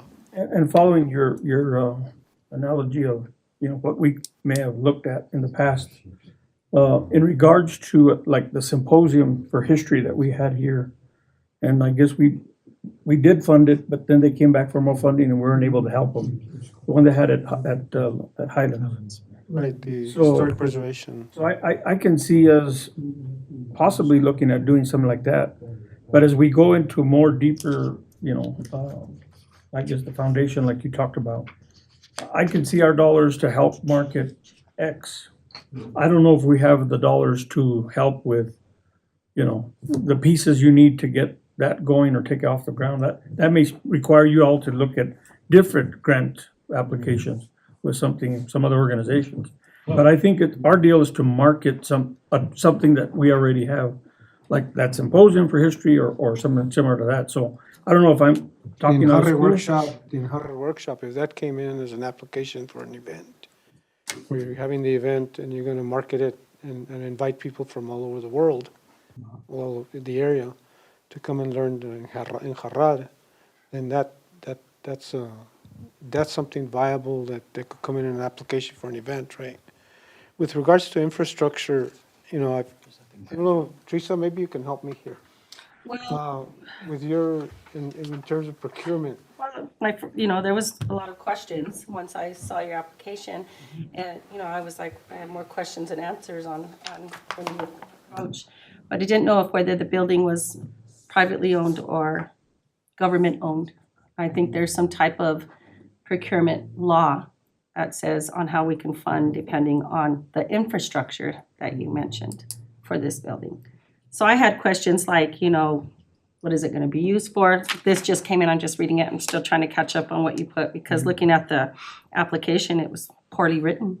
So, where's the building at, the money generated for who, would it be for? That's what I kind of. There was just a lot of questions. That's what I kind of explained at the end of the application, is that I understand that it did not fit within the template provided. There is no building, right? I mean, yes, there's a building we'd like to see become an archive in the future, but that's not where we're at now. And this application really is about asking you guys for operation support, because we need kind of a year to reorder and get to the point where we are having the events. I mean, we have the potential. Like, for example, there's a grant that we are part of that would probably mean events this year, but there's no guarantee that grant will go through. We don't know what's happening. So, when I was looking at the, idea of infrastructure, it was more, and, I said it in here, this is more about operations support. I know it may not be within the wheelhouse of you guys done. I'm aware that in the past, the lodger's tax, maybe it was in the past when I know you guys had like a ton of money that you needed to spend and you were more open to funding things that didn't fall within your strict parameters. So I was kind of going off that and going, hey, maybe these guys will understand this is an investment in the future, and the potential of what we're able to do. Where we're at right now is just in that moment of going like, we have to deal with the fact that DOGE just came and wiped our entire plan off. And, if there's a belief within this group that there's a future for what we can and can do, that's the reason for the application now and not for events, because I was aware that's more the lodger's tax application, that's non-infrastructure. Infrastructure seemed to fit it more, right? We're not planning to do any building improvements or anything, no capital improvements like that. This is operations specifically. Sure. Mr. And so that here like lies the problem. There's within the scope of what we do, whether if it's infrastructure, there's nothing tangible, right? A building or an improvement or anything permanent or semi-permanent to apply to the infrastructure end of what we're doing, tourism-based. And then as far as in the advertising side, there isn't an event or anything or entity that we're advertising just yet. So it doesn't fit our mission, but I believe, Scott, you had sent out an invitation for a workshop? We have a workshop that will be next Thursday, the 22nd 22nd. at 2 Right. o'clock. Everybody needs to go to the workshop just so you have a better idea of exactly,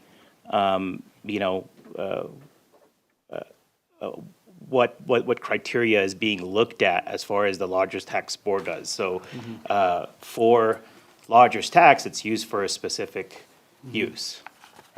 And so even if we wanted to use it for other purposes, we would be advising the council in the incorrect way of using that said tax.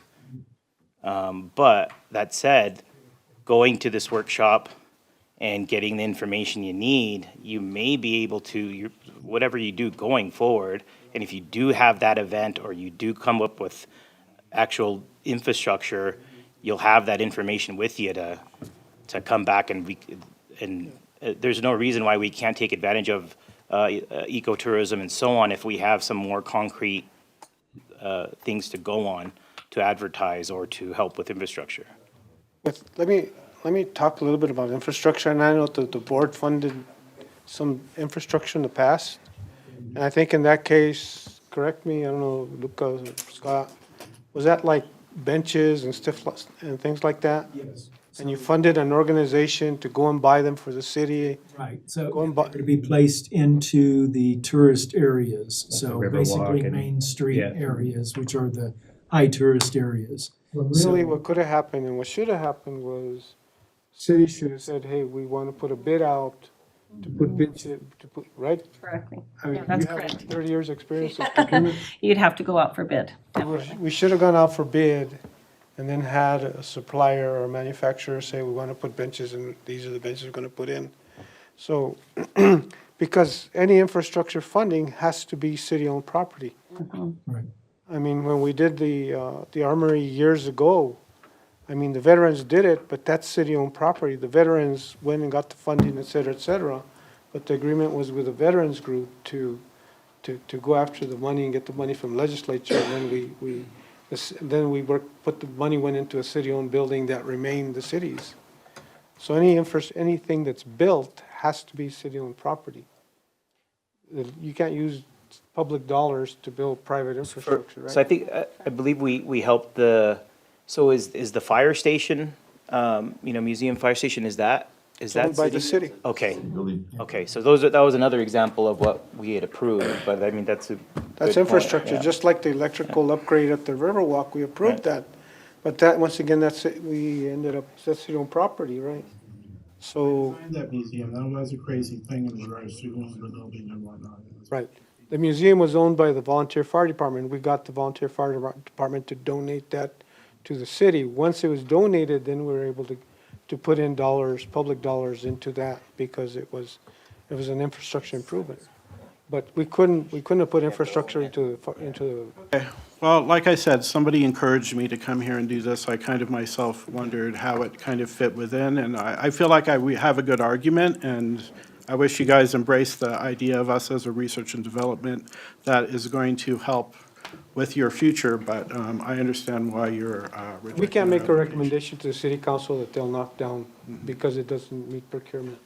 Right, I okay. mean, we wouldn't do that, but on the other hand, you know, we are gonna go through an application process for events. You mentioned some events that could qualify, you know, the Enjarre event and things like that. That could qualify as an event if you market it out. We may not get there, but we'll see what we can do.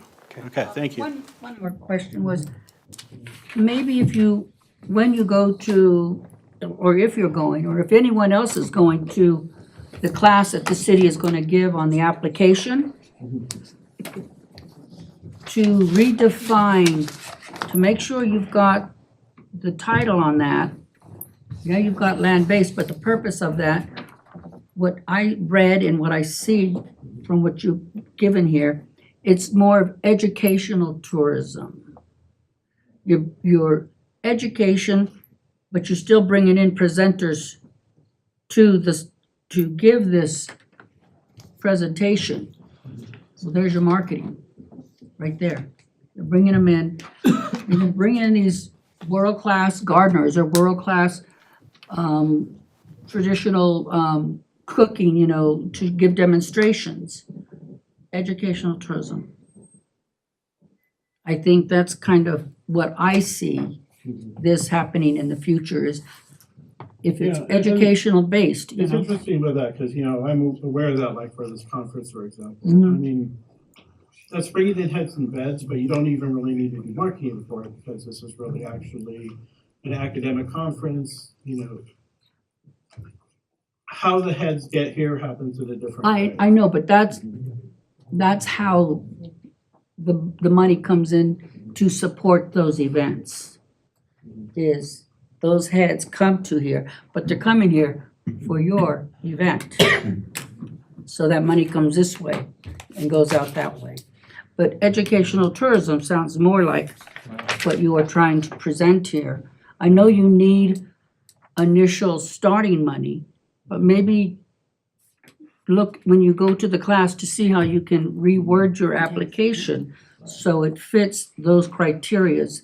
Yeah, I guess what I'm saying with that is, we don't need advertising money, right? That kind of stuff, the academic one, right, the educational one, specifically like that, the conference, not the workshops, but the conference, that happens within academic circles. There's no advertising involved there. So, you know, really, we're putting heads in beds, but we don't need advertising to do that. It happens in a different way. And so we're aware that that's a factor in what we're doing, you know, there's, But again, this is the lodger's tax, which is marketing, heads to beds. Then it goes that way. So there is a loop that you have to come in this way and go out that way. And it has to fit those criteria. Because we don't make the criteria, they're set up already. We just have to make sure that they meet those criterias. And that's why I'm saying educational tourism sounds more fitting to what you're wanting to do. Yeah, anyway, that was my, all right, well, thank you. We've had discussion on the item. Do I have a motion?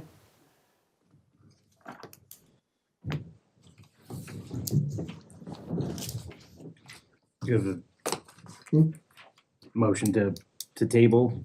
No, it's not table. The application doesn't. Oh, not tabled, okay. I'm sorry, I didn't. Motion to accept or deny the application Oh, with a motion to, recommendation to council. motion to deny? Is there a motion to deny? Is there a second? Second? Who's the second? Second. Second, Ms. Horton? All in favor? Aye. Opposed? Georgina, were you opposed? I opposed. Okay, do a voice vote. We'll do a voice vote.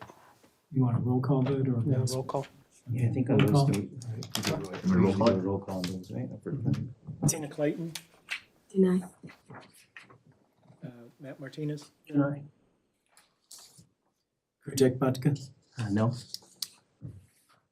Elmer Martinez? No. Janet Horton, Deny. Teresa Diaz, Deny. Georgina, Yes.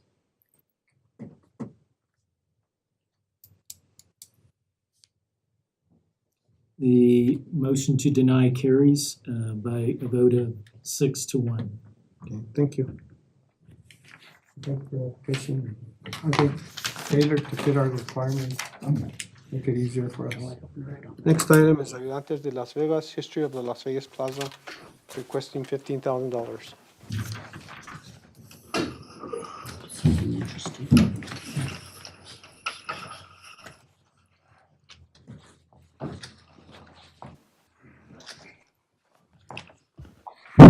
Good afternoon, Mr. Chairman, members of the board. We are Ayudantes de Las Vegas. Our mission statement is to preserve, promote, and celebrate the rich tapestry of cultural and heritage traditions, empowering communities to understand, value, and sustain their distinct identities and stories for generations to come. Our objectives are to preserve tangible and intangible heritage through documentation, conservation, and storytelling, to deliver high-quality educational programs and resources for diverse audiences, to foster cultural exchange and understanding through public events and exhibitions, to support local artists, tradition bearers, and cultural practitioners, to advocate for protection and recognition of heritage sites and practices, to encourage youth involvement through cultural activities such as music, art, and theater. Also included in this would be cultural events, festivals, and we would be holding annual multicultural festivals featuring music, food, art, and performances of various traditions. We'd be having seasonal celebrations commemorating local and national heritage days, art exhibitions showcasing traditional and contemporary works inspired by heritage themes.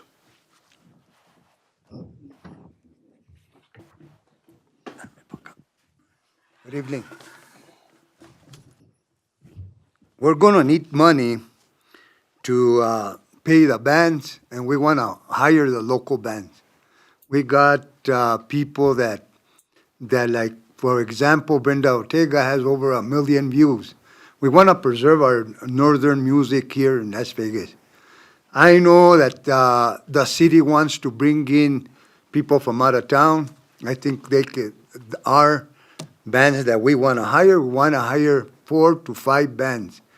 We're going to have it May the 2nd. We're going to have it May the 2nd. Another thing we're going to do is make it educational, like Mr. Salas was saying. And I'm going to go to the superintendent schools. We're going to give scholarships out to West, Robertson, Luna, and Highland. And we'd like to give them something decent. Another thing, we're going to have to pay for the sound systems. We're going to have dancing contests. We want some money. Maybe we can bring in some people from at least around New Mexico. We're going to bring the dancers are going to be from Santa Fe. They're going to vary from 16 to 19 years old, young girls, which is good. We want an essay from the history of the Plaza Vieja. So the young people from Las Vegas know what Las Vegas is all about our history. I don't know if you people know that the first church was in front of the Plaza Park in 1835. That was our first Catholic church there. 99% of the time, the churches that are from the Catholics are own the land in front. So what's in front is the park.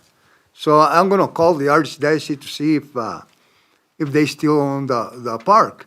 I know we all been paying taxes and we keep it up, the city, all of us. And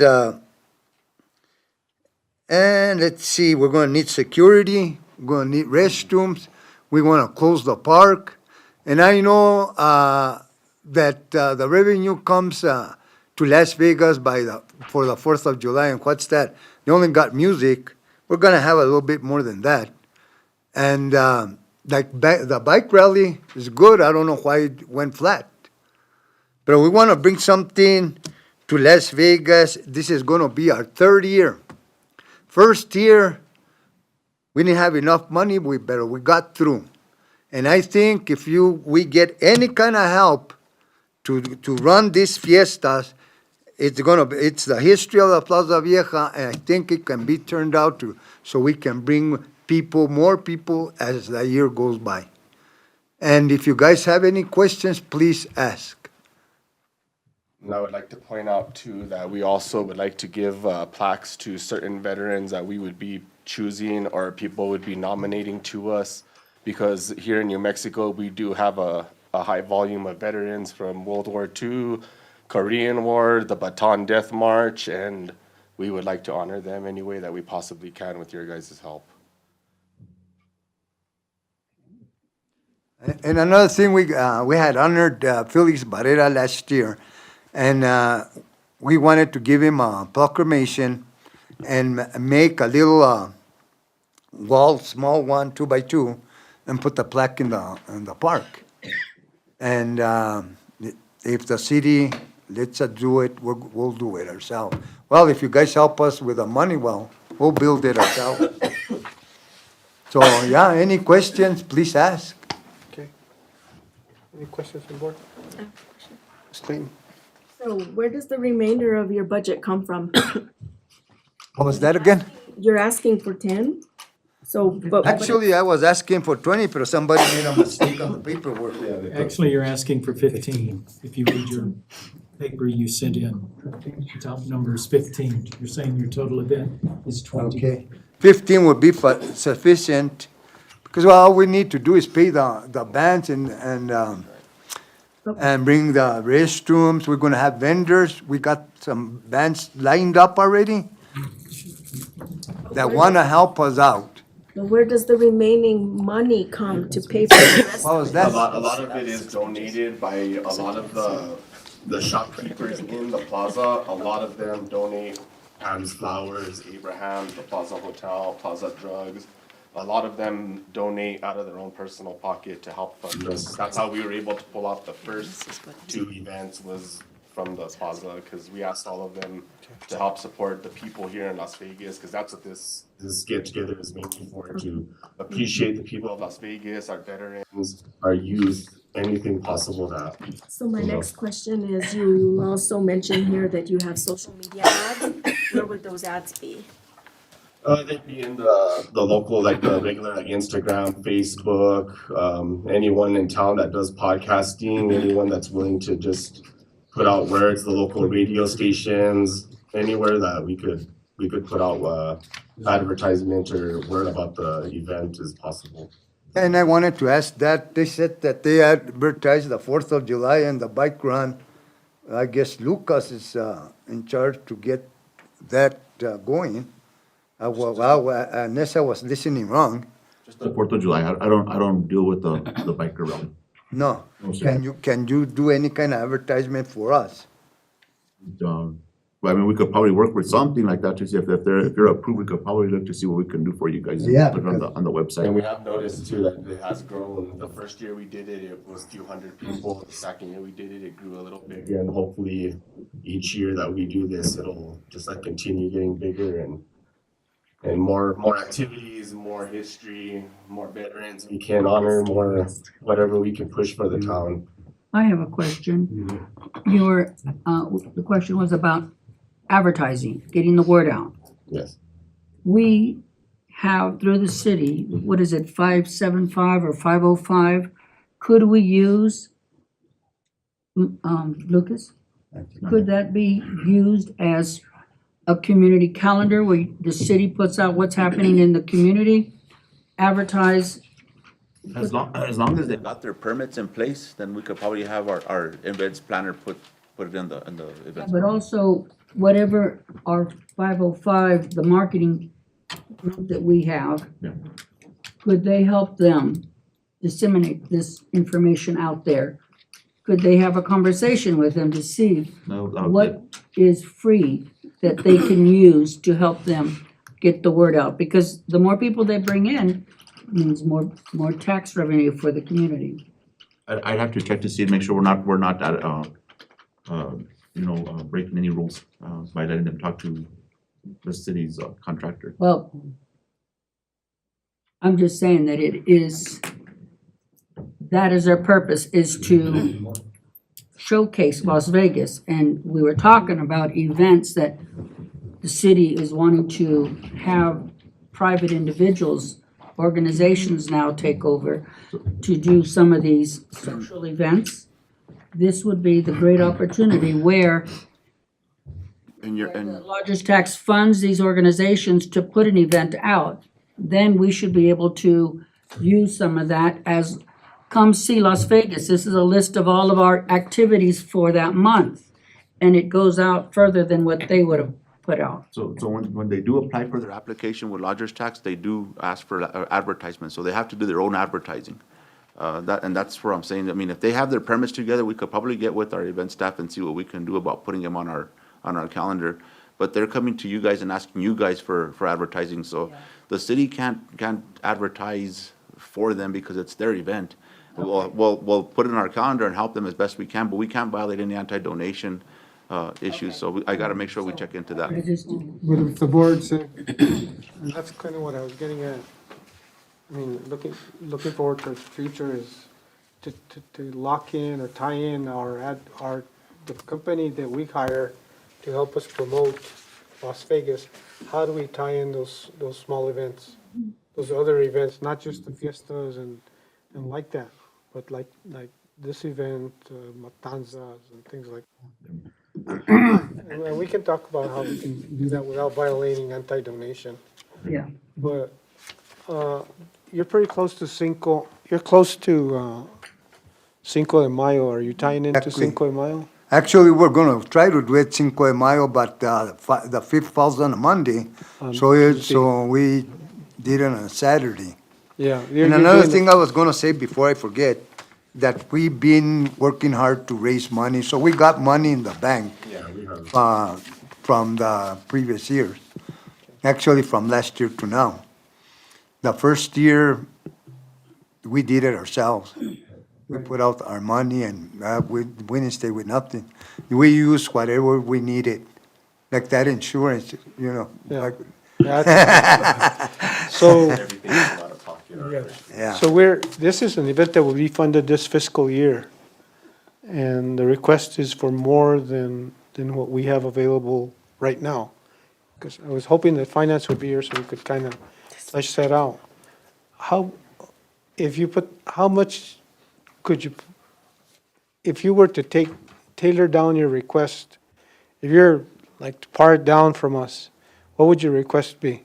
I mean, right now you're requesting 15,000, but what's the least amount that you can put it on for with our help?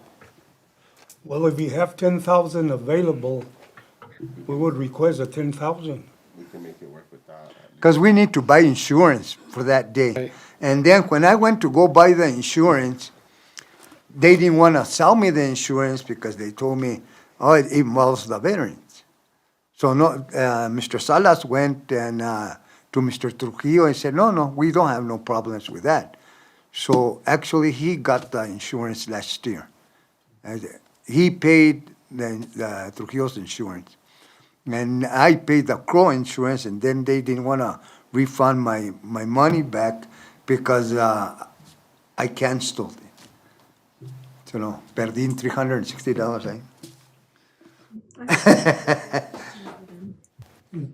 Could you tell me what is involved with your travel admin line item? Travel admin line item of 2,000. We put that if ever in case we were gonna go to Santa Fe, Raton, or Albuquerque, the stations over there. And we just put that number up there, Thank you. yeah. Mr. Chair, Actually, because it's our first time, we never asked the city for nothing. And this is our third year. We've been doing this on our own, and we would appreciate it if the city would help us out. And I think it would grow as the time goes by, the years go by. And hopefully the youngsters keep it up, because we're already getting old, and that's why we want to target the schools. I'm gonna go to every history teacher, West, Robertson, Highlands, and I'm gonna go over there personally and tell them they can do an essay on the history of the Plaza Vieja, and the history teacher, we want him to tell us who's gonna win the scholarships, because we wanna give 4. And we're gonna get the feedback from the history teacher. And the one that gives out the best essay, that's the one we want to give the scholarships to. That will open up the minds on the young students about Las Vegas. Las Vegas is a mind. There's history here big time. These youngsters do not know nothing about Las Vegas. Ahora puro cell phones, and I don't think they look up the history of Las Vegas. I think they should know. I think a lot of these students should know about our history, our culture, our music, our northern music, our language. Our kind of language is dying. It's one of the most dying breeds of languages that there is. We're not Mexicans. We don't talk like Mexicans. We were born here in Las Vegas, and we have our own culture, and we want to preserve as much as possible. Mr. Martinez? Yeah, Mr. Benavides, Mr. Chairman. So I know the last 2 years I've helped promote your event. And thank you very much for that. And we'll continue to do that. So in my mind, what I'm trying to do is this. So we have the fiestas, and it's a city event, okay? And now, it used to be the fiesta de la Plaza Vieja, okay? So now you guys are trying to put this thing together. So I'm trying to just sort of put it in a category, how do we make this thing work? Because it's similar to a mini fiesta, I guess, to some degree, with a lot of other pieces going. This one's gonna be educational. Yeah, no, and I understand. But the educational part, we don't fund, but we fund the marketing part, okay? Okay, yeah. So I guess what we have to figure a way is, how do we make this thing work with what our parameters are, okay? That's what I'm trying to get. By advertising more, I think, and because we're gonna keep we're gonna try to get our bands for locally. Yeah. And I think we can draw people from out of town, because these people have been on social media, YouTube, playing, and we got a lot of, it's a gold mine for musicians here. Yeah. And I think other people will come, and you want to generate money. So I think we can bring in people from out of town. You were talking a while ago about the Airbnb and blah, blah, blah. Las Vegas hasn't been successful to bring that much money.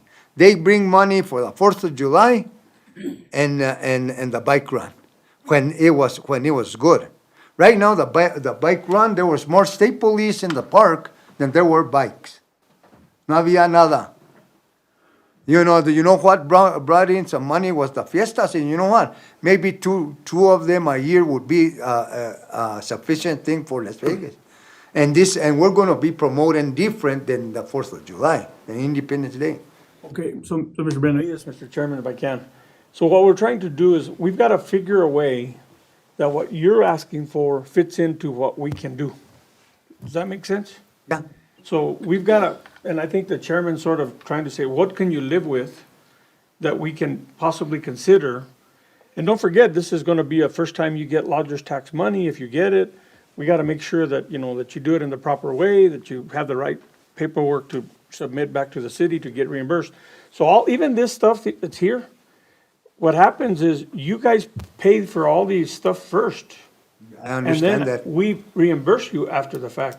So what we need to do, Mr. Chair, and I'm not too sure if we can do it at this meeting, but I would hope that we could figure a way to make it work within what we can do and what you guys are proposing to do, so we can make this a successful event, okay? And at the end of the day, you know, you've heard us talk about heads in beds, okay? So this is a very good local event. So we've all have to figure a way, how do we get other people from outside to come, okay? And I know you're talking about bands, I know how that whole thing works, the fiestas is a prime example, you know? People literally figure out what day they're coming to the fiestas by who's performing at the park, you know? So that's what, all I'm trying to say is, we've gotta figure a way that what we can do and what you want can get done. Does that make sense? And I That's the think, way and I I look at think it. the bands that we have here in Las Vegas nowadays are a lot of people from out of town are listening and they wanna come and hear them play. And I think people will come. So I because don't know, Mr. They're Chair. well-known. Yeah, I don't know, Mr. Chair, how we do this. Is this something that maybe we can table and work with them and then come back and do another round, another shot at this I think. in a couple, whenever we do our next meeting? And Mr. Chair, we're gonna suggest that, again, this workshop that's coming, That'd be the best. if one place. of you guys could attend it, and you'll know specifically what we're talking about. And when you hear those, then it'll help you. So say specifically advertising, you're gonna advertise for this much. That's clearly what we can assist you with. You have an event for this day, and you're wanting to advertise here, and that advertising is advertising also, it's okay if it's still inside, but it's also advertising outside of town, then that's something that is something that Lodgers Tax can help with, right? So out of all your items, that workshop is gonna help you figure out, hey, what you've asked for, you'll be able to figure out which items we'll actually be able to help with you, and you can tailor your event to get the most assistance possible. I don't know. I think I'd like to take some action only because it's so close. Okay. Rather than wait. So we can, What? Mr. Chair, so I'd we can like to decide- take some action with something now. Maybe not be able to be detailed, but so that, because the event's so close to May, that we put you off for a month or 2 months, it's gonna put you back that much. I would rather, because they still have to take it to city council. maybe at So least you're the talking, ads. you're talking a while. So what I was trying to look at what you'd proposed and see what is an allowable expense, and then pick from there and say, you know, we'll be able to fund this, and that. You know, the radio ads, the event swag, poster printing. So, Mr. Chair, can I ask one more question? sure. Mr. Benavides, regarding the swag, what type of swag are you considering on purchasing and giving out?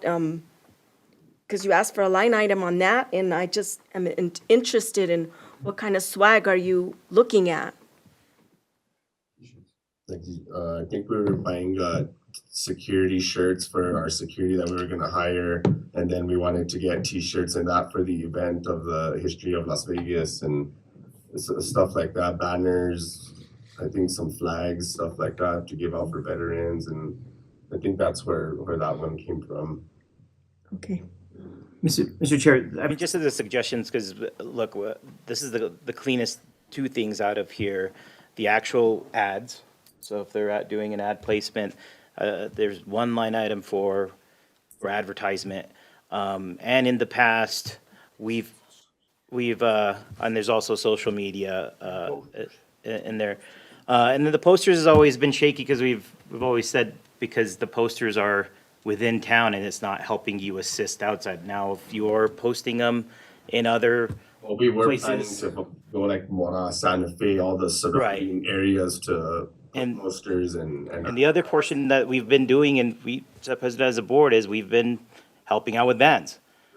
Because that band was a form of advertisement. It was bringing cultural advertisement, it was bringing people from out of town because they wanted to come see that band. Right.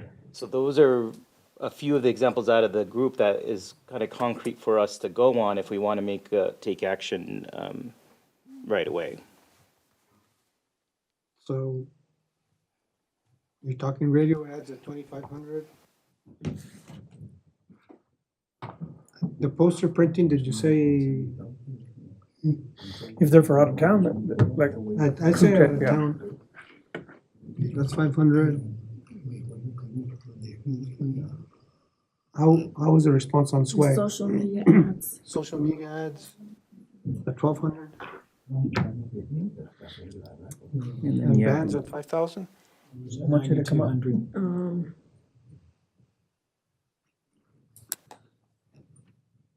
82. That would be. I think that's- 25. Goes a long way in Plus- helping them. That's a. If they get the other things in donation, they can. 8,000 something. It's 82. 9,200. Yeah.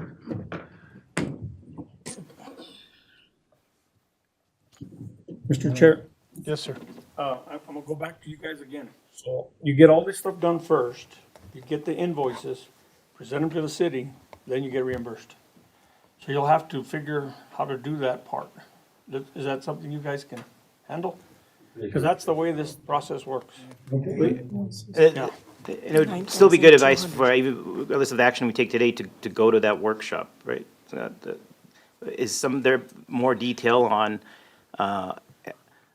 do you think on that, during that workshop, as far as how they turn in receipts, how they do, We to make sure that they get funded? workshop, so. Yeah. Go to the workshop. I think the recommendation is to go to the workshop because you'll want to submit, you're successful this year, you want to submit for next year. That way you're ready for that also.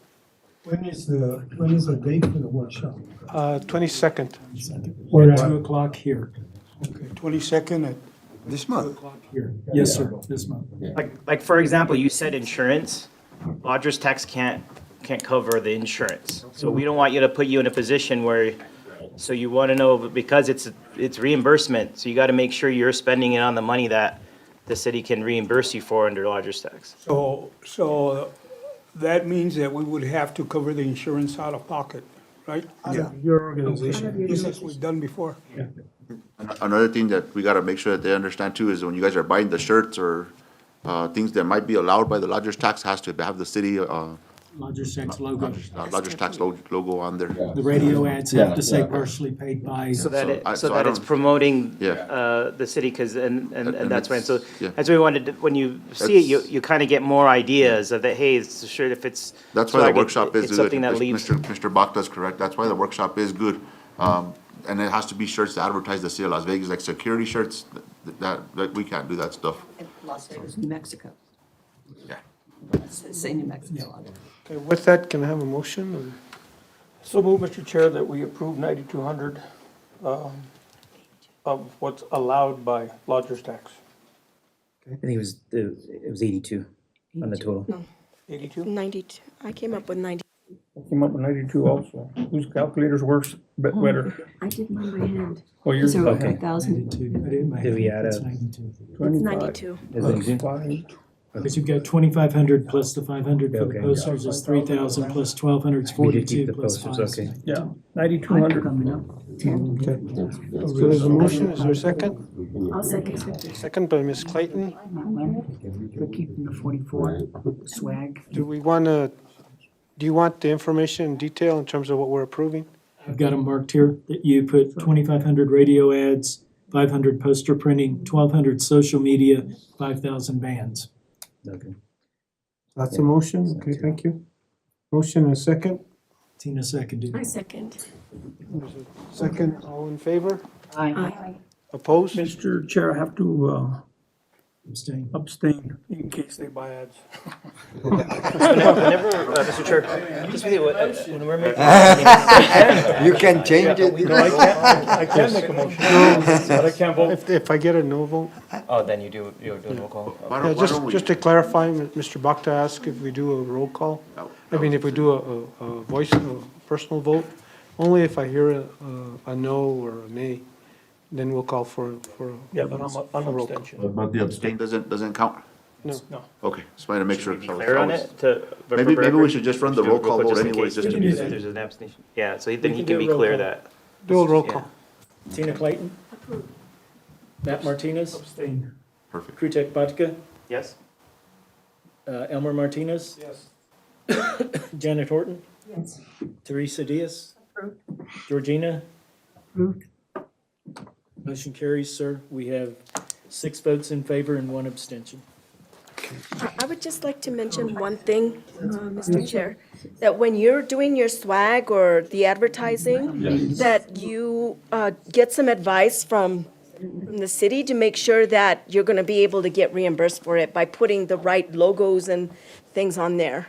And we have to proof the logos were there. So who approves the logos? We have the logo. Oh, okay. It's Who made. approves it? We'll approve it. You guys gotta let us know, and then you gotta bring us like pictures or the actual shirt itself, Or no? anything, get it approved.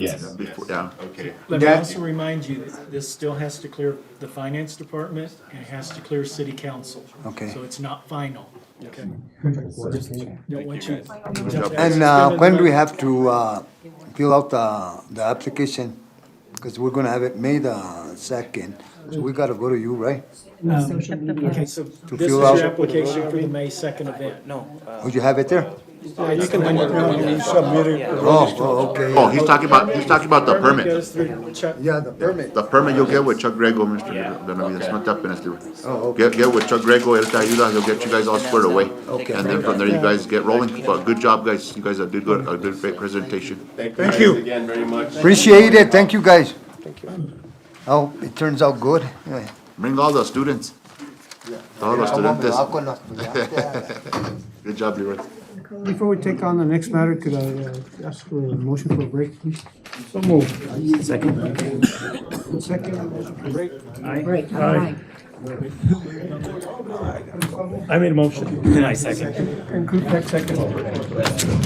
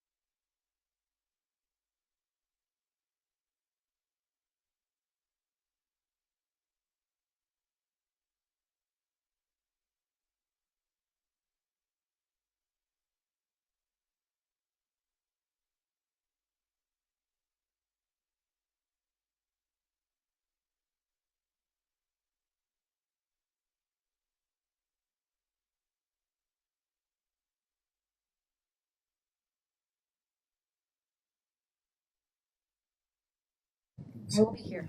Yes, So if so. you see 'em walk So out. if I just get up and walk out, I'm not just walking out for, just to walk out. I gotta go get kids.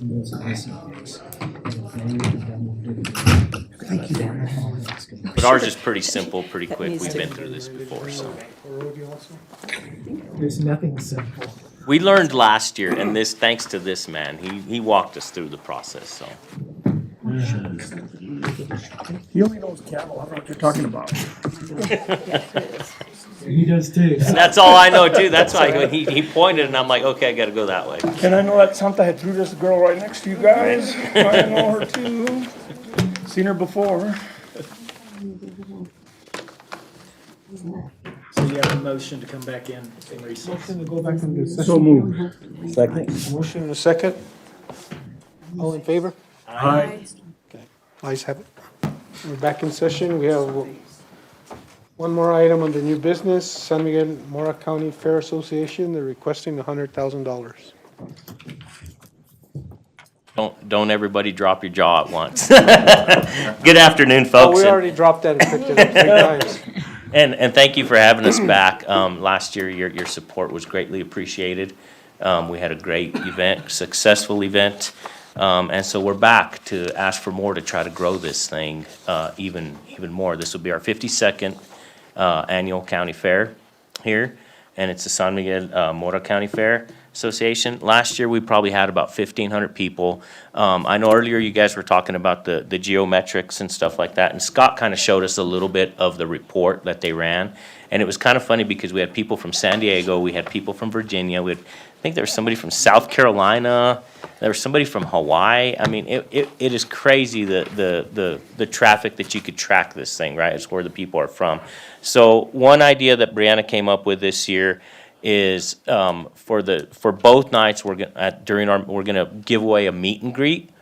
We're gonna come up with our own survey where they have to go in and fill out the survey, and once they fill out the survey and complete it, it puts their name in for a drawing for a meet and greet. And it's gonna be, where'd you come from? Why did you come here? Who did you want? Did you come here to support either a child? Did you come here to watch the bands? Did you stay in town? Or did you eat in town? You know, did you sit down at a restaurant? Did you go fast food? Something of that nature. So that would be kind of in line with you guys as far as maybe, providing you with feedback as to where these folks are coming from and kind of maybe save some of you guys on the, VRBOs, the bed and breakfast, stuff like that, to have to do that report. Also, it would be, maybe that would be something that could be a standard set for any event that they do. Maybe you guys come up with a standardized survey and maybe include $1,000 as part of that deal where they can give away a prize or something. Well, just to try to generate maybe something, have them generate something to where it encourages people to fill out this survey where you guys can get a little more feedback, so to speak. So anyway, kind of went off tangent there. We're coming to ask you for more money, like I said, to make this thing bigger. Social media campaigns, last year we had it all over our social media, Facebook, Instagram, anywhere that anybody could share it. We shared it. Local and regional advertising, we had ads at both radio stations here in town. We had some billboards right outside of town with Lamar. So we had on the northbound and on the southbound, going northbound and southbound outside of town. So, and then we had one in the Albuquerque area, and we kind of ran a little short. I wanted to put one on Highway 70, kind of between Roswell and Ruidoso for a lot of that. We had a lot of Texas country bands come in last year. So we kind of wanted to draw some of those folks coming from Texas, Oklahoma that spend the weekends up in Ruidoso. Hey, forget Ruidoso for the weekend, come spend your money in Vegas. Come join us in this town. This year, our fair, we have set the dates, so our fair is gonna be August 5th through the 8th. We're gonna stay with that first weekend in August, keep it familiar with people on a year-to-year basis, that they know the first week of August is the San Miguel Mora County Fair. We are enrolling our exhibitors now. They'll start tagging animals now in the spring.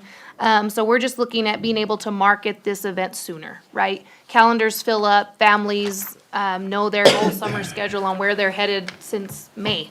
They're ready to book their weekends and they fill up really quickly. So we're looking to start getting advertising out sooner than we have in the past by having our posters, having our fair book, who's coming, what musicians are coming. So it kind of creates the buzz early on. I think we've kind of been not behind the curve on being able to advertise it, but I think getting advertisements out sooner is going to only increase our success because kids are in travel basketball and football and you name it. So if they're able to mark August 5th through the 8th coming to Las Vegas early, book the rooms earlier, we want to be able to target that sooner.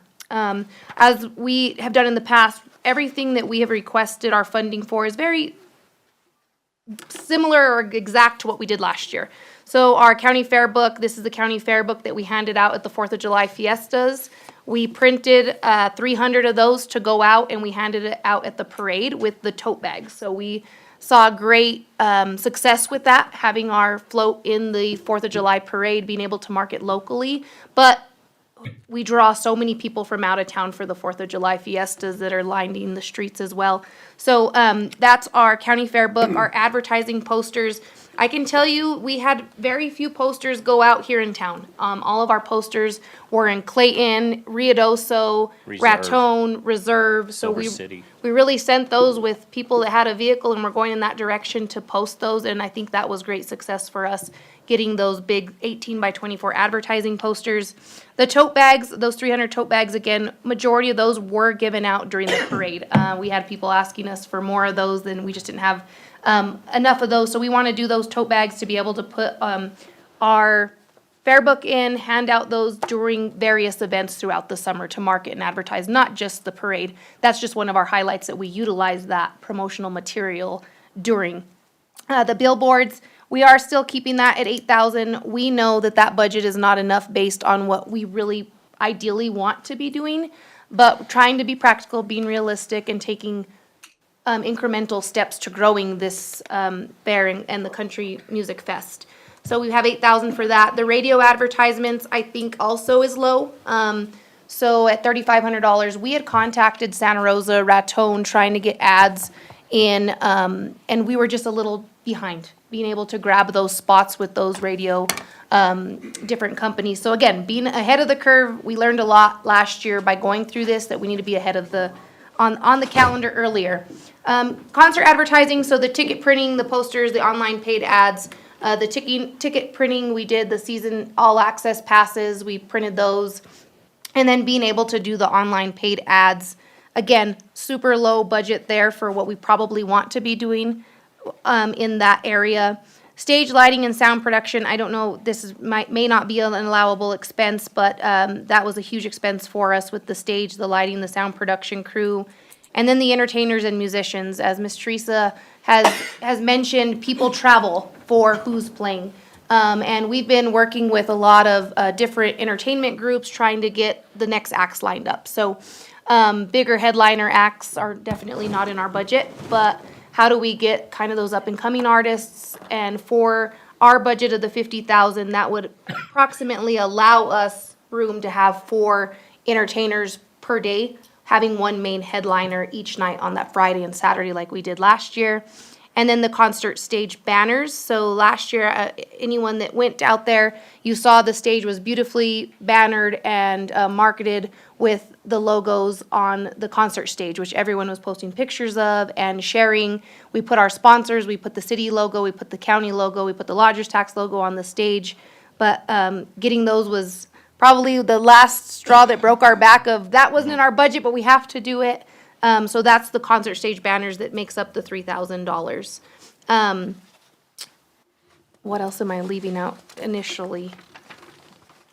Our overall, so just to kind of highlight our proposed event budget as a whole, this year we're probably gonna have to, because we have outgrown capacity, outgrown time, we're probably gonna have to have some of our events for the county fair the weekend prior. Our horse show, our mud volleyball, we do not have capacity to have all the mud volleyball teams that want to come. We're pulling teams from Albuquerque and Santa Fe that want to come play mud volleyball. So Our budget is just, our proposed budget for the 200,000 is probably has grown because of the decisions to expand the county fair into another weekend in order to make capacity for our event, because we have grown it. We have so many kids that want to participate in the horse show that they can't do both. They can't show livestock and have a pig or a steer and then have the horse show. It was just too much for these kids. We had kids having heat exhaustion. So we're even looking at expanding where we're filling another weekend of possible heads and beds, people eating in our community. Our proposed budget since putting together this application has probably grown closer to about $250,000 because of that extension of another weekend. There'll be 3 weekends in a row, actually. So it'll be our 4-H horse show, Yeah. which we incorporate as part of our Fair. county fair. Okay, we're gonna do that the weekend before, so that'll be local money, but they'll still go eat at the restaurants, they'll still bring in some revenue. Then we'll have county fair weekend, and then with the help on the lodger's tax money, that frees up some of our other money to help the fair association. We actually have a sanctioned 4-H rodeo that will be here either the weekend after or 2 weekends after that we will help them sponsor that as well. So that's gonna be, you know, heads in the bed and restaurants And those kids come from fuel. all over the state. Their All over the families state. travel, and it's a 4-H sanctioned rodeo that's gonna be here. That's completely separate from county fair, but we as a county fair association support, their efforts because that's an event for our 4-H kids to be able to take advantage of. So since this has kind of been put together, it's grown. We have released our efforts in sponsorships. So last year we did bring in over $52,000 of sponsorships. We've released our 2026 sponsorships for the new year. So we're working on getting our funding. We really see this as a team effort. And as alluded to earlier, we want to be that entity that is providing the city another event that's not on the city of Las Vegas's backs of having to plan and put on. We really want to take on a bigger role of coming in and helping our community and our counties that we serve for not just our kids.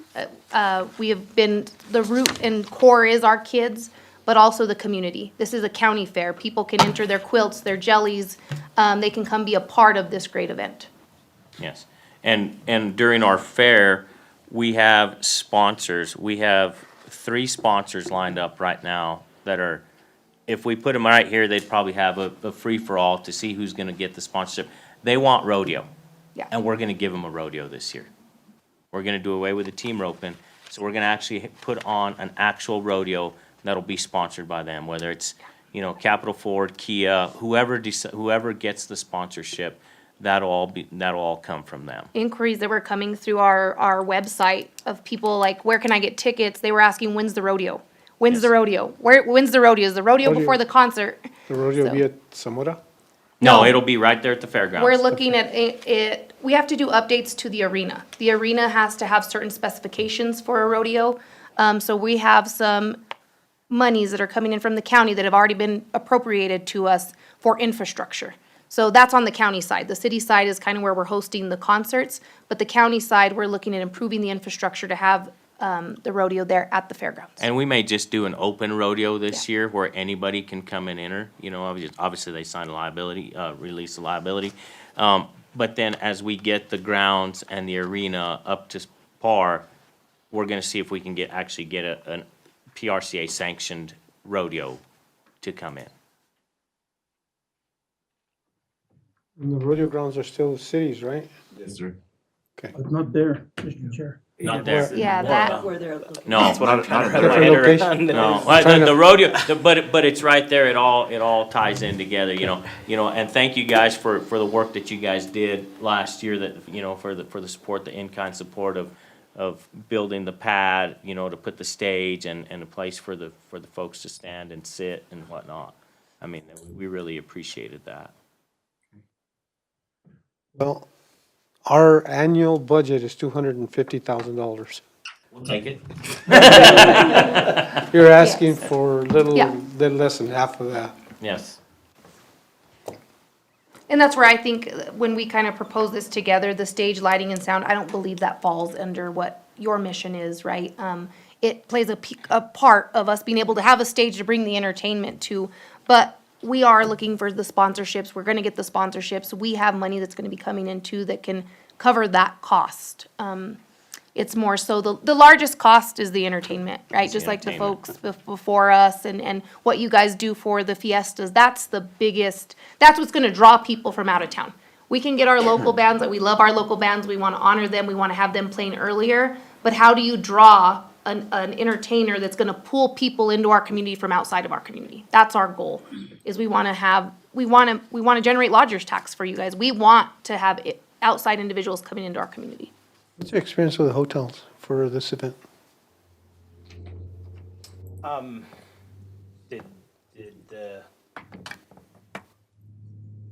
Did I sell out, as far as my segment? No. On the other end, we certainly would like, an event to grow. I mean, I went to, the fair with my, kid and my wife. I mean, you definitely want it something to grow that it would have more of an impact, for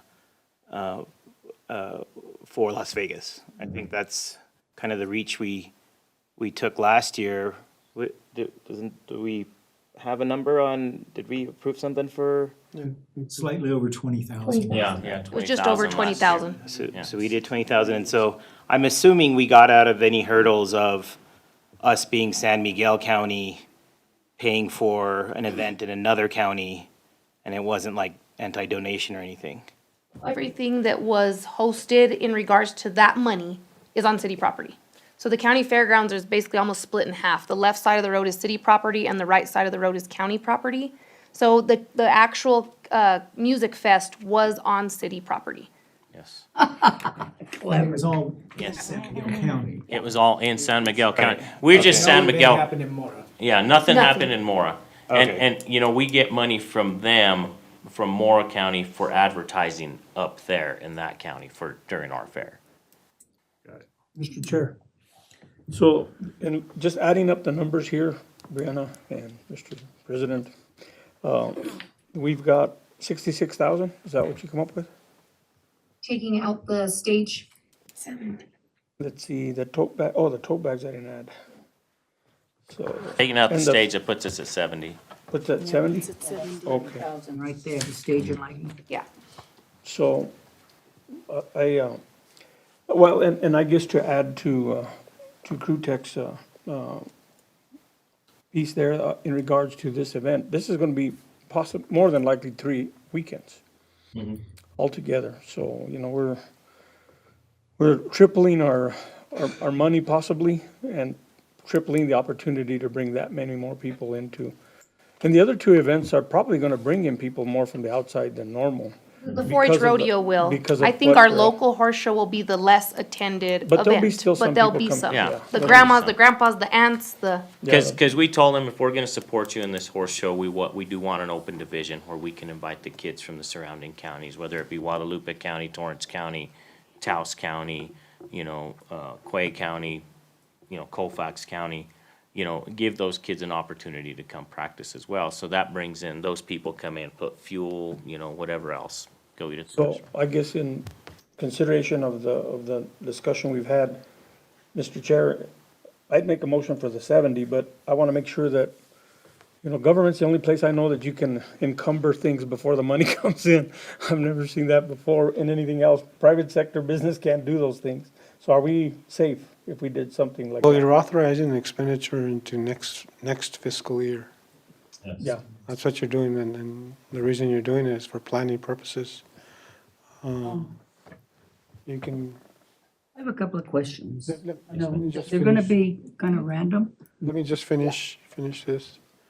Just in case you got a question with regards to that, encumbering money For next for fiscal year. next fiscal year.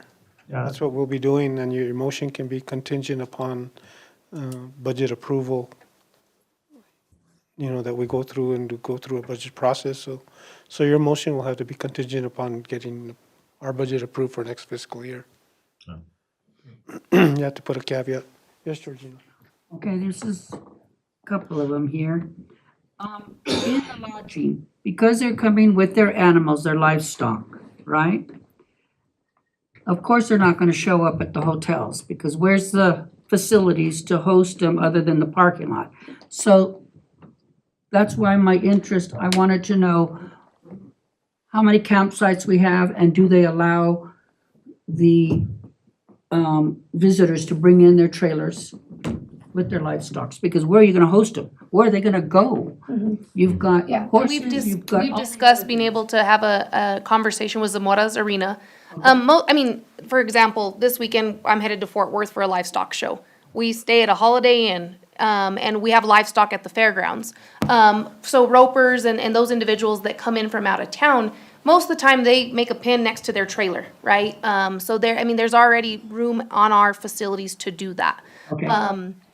And then working with like Zamora's Roping Arena to be able to board animals, shall we need that? Are you're renting those facilities, so that means heads to beds. Well, the animals would just be staying there and then. Right, but they're being rented. So are we counting livestock heads to beds? Because they're renting a stall to put their animals there overnight while they're having this event. They're being taxed at some point. And we wouldn't be charging. Animal- We don't animals in charge. Stalls are not. Yeah, we don't Yeah, charge. that's not. No. Okay, well, I'm just, Yeah. this is my thought, because I've never really That's been not. with the animals like that. And then Any stock show. they usually sleep standing up. Radio, you might need an additional 20. Their heads don't I hit mean, you're saying anything. you're bringing livestock. Yeah. They're competing, right? So I needed to find that out, because I'm not a livestock person or in those areas. So that's why I was asking. And let me see, gotta go back. I had a couple of more questions. Your local and your national sponsors. Tractor Supply is a 4-H corporate sponsor. I hope you They guys, cannot give us any monetary donation. We get shavings from them in buckets. So we hit them for awards, and every year we get a pallet of shavings and buckets donated. So we hit as many of those as we can. We have reached out to Big R. We hit just about everyone that we can. I've even sent letters over to John Deere and just working that. And I think as the event grows, we're gonna see more of that. Like right now, we have 3 businesses vying for the top title sponsor. Like they are probably gonna go to a bidding war because they want it. good. Yes, so we definitely want to be bringing in our fair share to make this grow and be able to be self-sufficient, but in helping the community, being able to benefit the community by the event. And the state agriculture, do they have any type of grants or funding for county fairs that they actually help provide or anything Not like that that? I'm aware of at all, no. No, so that each county is responsible for putting on a Their county fair. fair, their fair. So we're an association, so we're a 501c3. So we have no ties to New Mexico State. We follow their rules, putting on the fair. As far as putting on the show for our kids, we have to follow their set of rules. Now, we can make our own rules even more strict than what they say. But they don't provide any funding. But they don't provide any funding. No awards, no nothing. That is at the association's discretion to do that. They just basically manage the enrollment of the kids, right? And make sure volunteers are being background checked, but they don't provide any funding for us to put on the fair. NMSU or the state fair, nothing like that.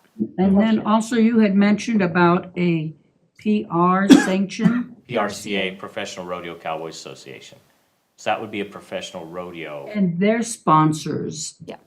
Can you contact, or is there any way of getting some of that sponsorship money, since they're gonna be coming here?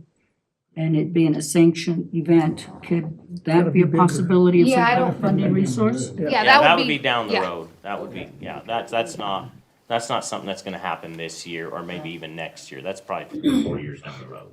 And then the very last one, being that this thing is beginning to really grow and grow fast with your guidance, it should be on those airport signs advertising, a real county fair, in a county or rural community. And that's maybe something where our city officials can approach the tourism at the legislature and tell them, look, we're being skipped over, and we have these things here, and that we need to take advantage of our environment. And like we had when we did our presentation on the generous funding we got for last year, and we talked about growing at 10%, which I know is a lofty, but being able to, you have the Southeast State Fair, right? And I want to create a Northern New Mexico State Fair. Then you're able to tap into other infrastructure funding opportunities and other financial assistance to have that be the case in conjunction with the county fair, where then our fair will turn into a 10, 12-day event where it's the northern New Mexico Fair, just like you have the southern New Mexico Fair. So that's our long-term goals over a 5-10-year plan of being able to, where can we tap into the most, have the most value.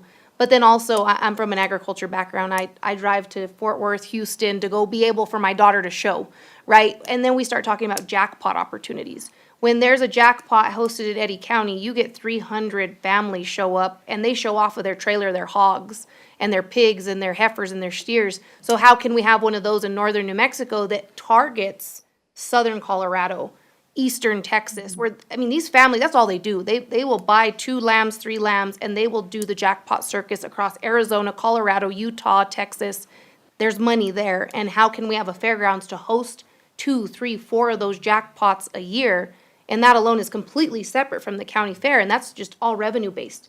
All you gotta do is have awards, and they show up.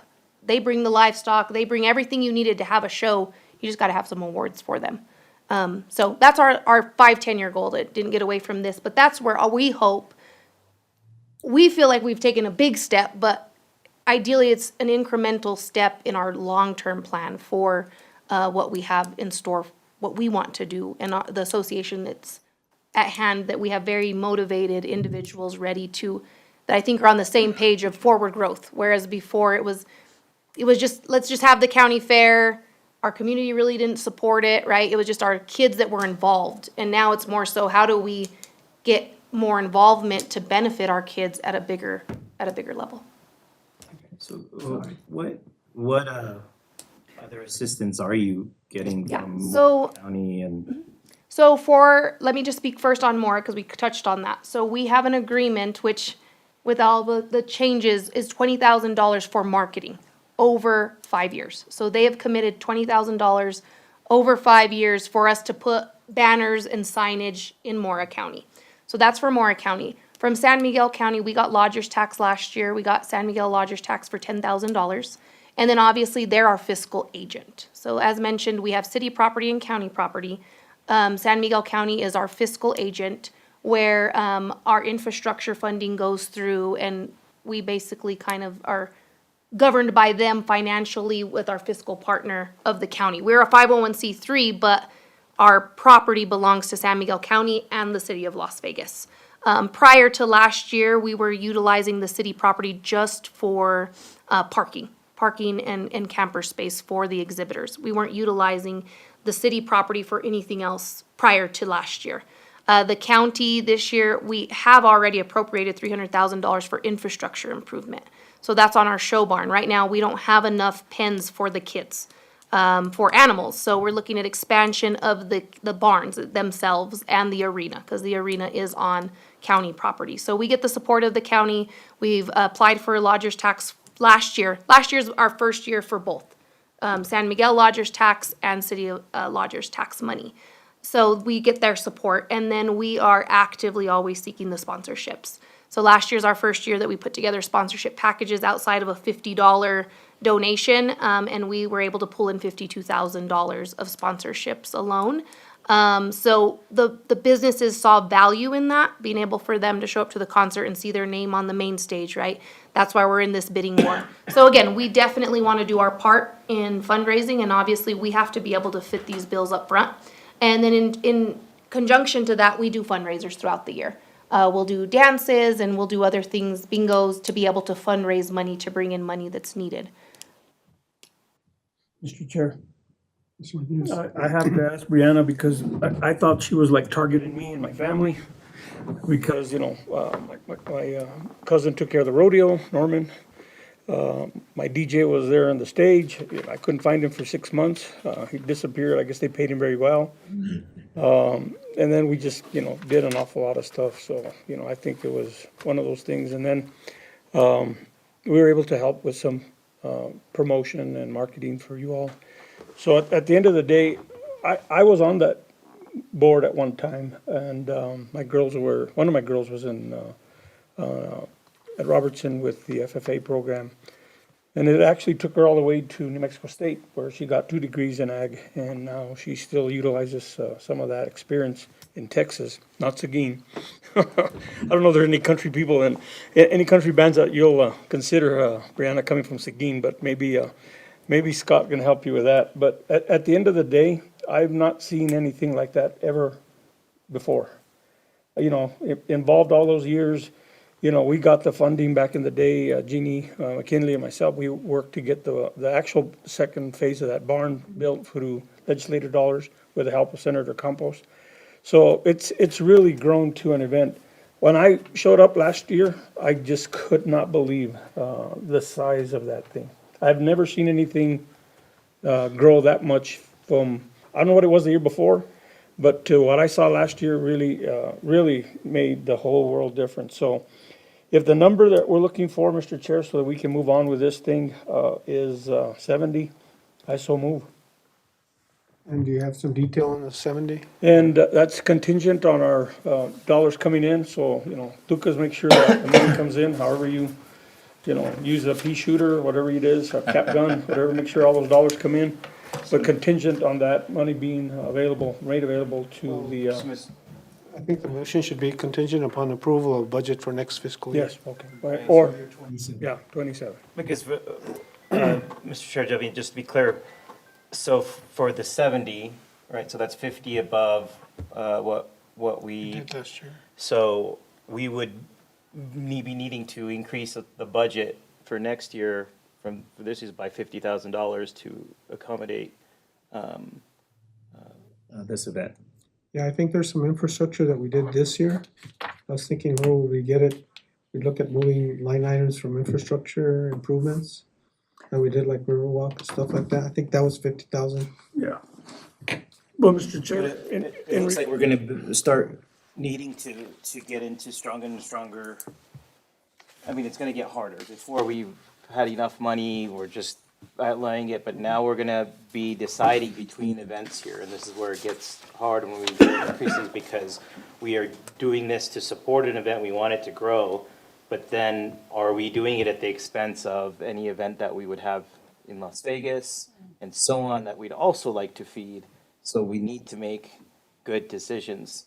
So I'd like to, think about it, we gave 20,000, it's a growing event, we could certainly increase it. And I know you guys are really ambitious, but we went from a situation where we could just give all the money we have into a situation where we're gonna have to make difficult decisions as a board of how we're funding. And then you don't wanna go to a situation where next year, well, guess what, we don't have any money to give you, and you're trying to run your event without annually getting $70,000. So this is the troubling thing to me, is that for us as a board, we better be prepared that every year we're gonna outlay this money, or where does this event go? So that's where some of the questions come in of, it sounds like sponsors are fighting and so on, but how much of this are gonna be able to be taken over by the event itself, instead of being solely funded through lodger's tax money? And last year, we made over $20,000 in ticket sales. So I think if we continue to grow it, obviously, our hopes is we would come in the future and ask for a smaller amount, obviously, is my goal. From a business perspective of being able to, we've grown it, we appreciate, right, and now we can fly. We don't want to be in a situation, look, Lucas, Scott, where we're competing for funding to do our own fiestas, to advertise our own fiestas when it gets down to the nitty gritty. So we're hoping that we take this in better steps. You guys, your presentation was great. It was good. We want to be real aggressive, do multiple things. Of course, we want to get, but if maybe we can get there in another step, and we can certainly see that progression, then maybe that's something that, I don't know, for me personally, I could more easily get there. But right now, we've gone from here to more than tripling to the original ask being, and so there's nothing wrong with you guys being very, very aggressive, but at the same time, I'm thinking of the whole. I'm thinking of the city of Las Vegas, I'm thinking of the other events, I'm thinking of the other asks that are coming in. We certainly want to help this event. You know, I think it's great, but we're gonna have to make a decision on how much we can put out. So we gave them 20,000 last year, and then you got in sponsorship 51,000. 51, and then We had an initial budget in the Fair Association of 30. 30. And then what was your ending? Right now, our profit on the year was 41,000. 41,000, but to put the event on, what was it? Total expenditures? I think total expenditures for the fair and all was 103 something and some change, if I remember correctly. Mr. Chair. Yeah, ask Lucas, do you foresee us having any big infrastructure projects this year, or would we be able to shift money from infrastructure over to the promotions? If that's the question that I think I heard a while ago. There has been some talks of coming to the board for some type of infrastructure, so Okay. I'll leave it there. Okay. So again, we're gonna have to make some decisions on it, so that's why this is a kind of a bigger decision. We're getting into scenarios where it's going to affect future projects. That doesn't mean we don't want to help this event, but without having that budget meeting of what we have and what else we have in front of us, what are we committing to is Mr. Chair. we also don't want them to start planning for something that we may not be able to give them. Well, and I go back to my analogy that I talked about earlier. So before the meeting started, we had 10,000, we just used 9,200, so we're down to less than $2,000. But we've got 5 months in front of us for any dollars to come into lodgers tax this year. And it is just the case in most years, as long as I've been here, we carry some stuff over into the next year that's not utilized. And in some cases, some things that are not funded or they don't, bring their paperwork in, so we just have those dollars available. So, if it's 250, if it's 275, it's 300, I still think with the 5 months that we still have in front of us, I don't know that we're gonna fund anything major this fiscal year, other than, well, the Fiesta's next fiscal year. Well, we start funding part of it this year. Both of them will be next fiscal year. Yeah. The Fiesta and their event. That's when they'll be sending their invoices in anyway, right? Yes. Yeah, okay. So I think we have a little bit of, that's why I sort of outlined the way I did, because we still have 5 months of lodgers tax coming in that are not here. But we won't know, and Crew Tech is correct. When we see Morris here, we'll be able to tell him tell exactly where are all the dollars at and what's anticipated at the rate we're coming. I think it's just important to note that it's all spending up front and then asking for the money on the backside, right? That's the way it will go for them. The city, it's a little bit different. Because it's a city function, we pay for it from our lodgers tax fund. Go back to the initial infrastructure question. Do you anticipate coming before the board and asking for some infrastructure monies I have some thoughts in my head. in terms of actual building? Improvements to the Bridge Street area. Okay. What about the grant? I know there's a contract that was let out to one of the electricians. Is the grant that you all received for like 2 million or something like that gonna be paid? Is that upgrade gonna be paid out of that grant? Not the electrical. Not the electric? Electrical one was agreed, was given approval by this board and then was approved by council. I don't recall, I recall approving the electrical for the Riverwalk. I remember hearing the presentation for the plaza, but I don't recall a motion specifically for the park. That was the time when the budget was already set for us. None of you guys were here. The budget was already set in place. So there was monies there to be used. And we put some money to the side to do electrical upgrades to the plaza park. Right, I remember the presentation, but I do not recall the authorization by the board. That's the only thing I'm saying. If it happened before, I wasn't here then. Yeah, I don't think that we had approached the board for approval, other than to give you guys information that we're gonna be using the money that was already in that budget. So, Mr. Chair, if I'm following you, Lucas, if for some reason the 2.4 covers the upgrades at the plaza, which would include electrical, then those dollars could be Back into the, put back in. and just to be clear, we haven't touched any of the monies, other than the one that you guys approved for on the Riverwalk. Right, and that was like 50,000, 57,000, I think. I think a little bit closer, It came in at about that. little closer to 100, I wanna say. But yeah, it was around there, sir. It was high up there. Because that's not an expense we're gonna have next year. That's what I'm saying. So. So then to come back to this budget that we're looking at for the county fair, we're talking about taking the stage lighting and sound, which is 30,000, off the table, correct? Am I correct on that? Okay. What else is there possibly where we're not making such a large jump Probably the entertainers.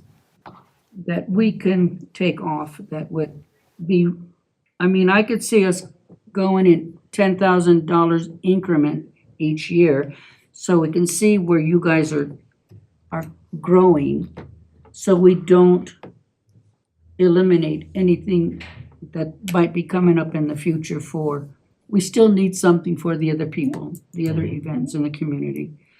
But this one plays a major role, and because I think it's going to grow to be like the county, I mean, the fiestas, it's going to be a destination like the fiesta is. And possibly if the bike rally comes back, it will be another destination. Then we'll have 3 destinations that people would be looking at in northern New Mexico. But to come up at 70,000 and we still don't know what our budget is quite yet, I like to feel that we can go just $10,000 increments, so we could see how the rest of the funding is gonna be for the next fiscal year. One other thing that you told us in your presentation is that you're actually looking at three weekends, right? Yes. Yeah. So as last year we funded one weekend? Okay. Yeah. And last year, actually, you guys, it was not part of the deal, but last year was the first year that we did have this sanctioned 4-H rodeo here. And we did have to step in and help them monetarily. And we give a portion With of that. our San Miguel Lodgers tax to them. Yes. To be able to promote their event, because we're just trying to support our 4-H kids. Yes. But, yes, this is gonna be, so primarily the core weekend is the main 5th through the 8th. But in all of our materials and posters and ads, it's gonna market the 3 weekends.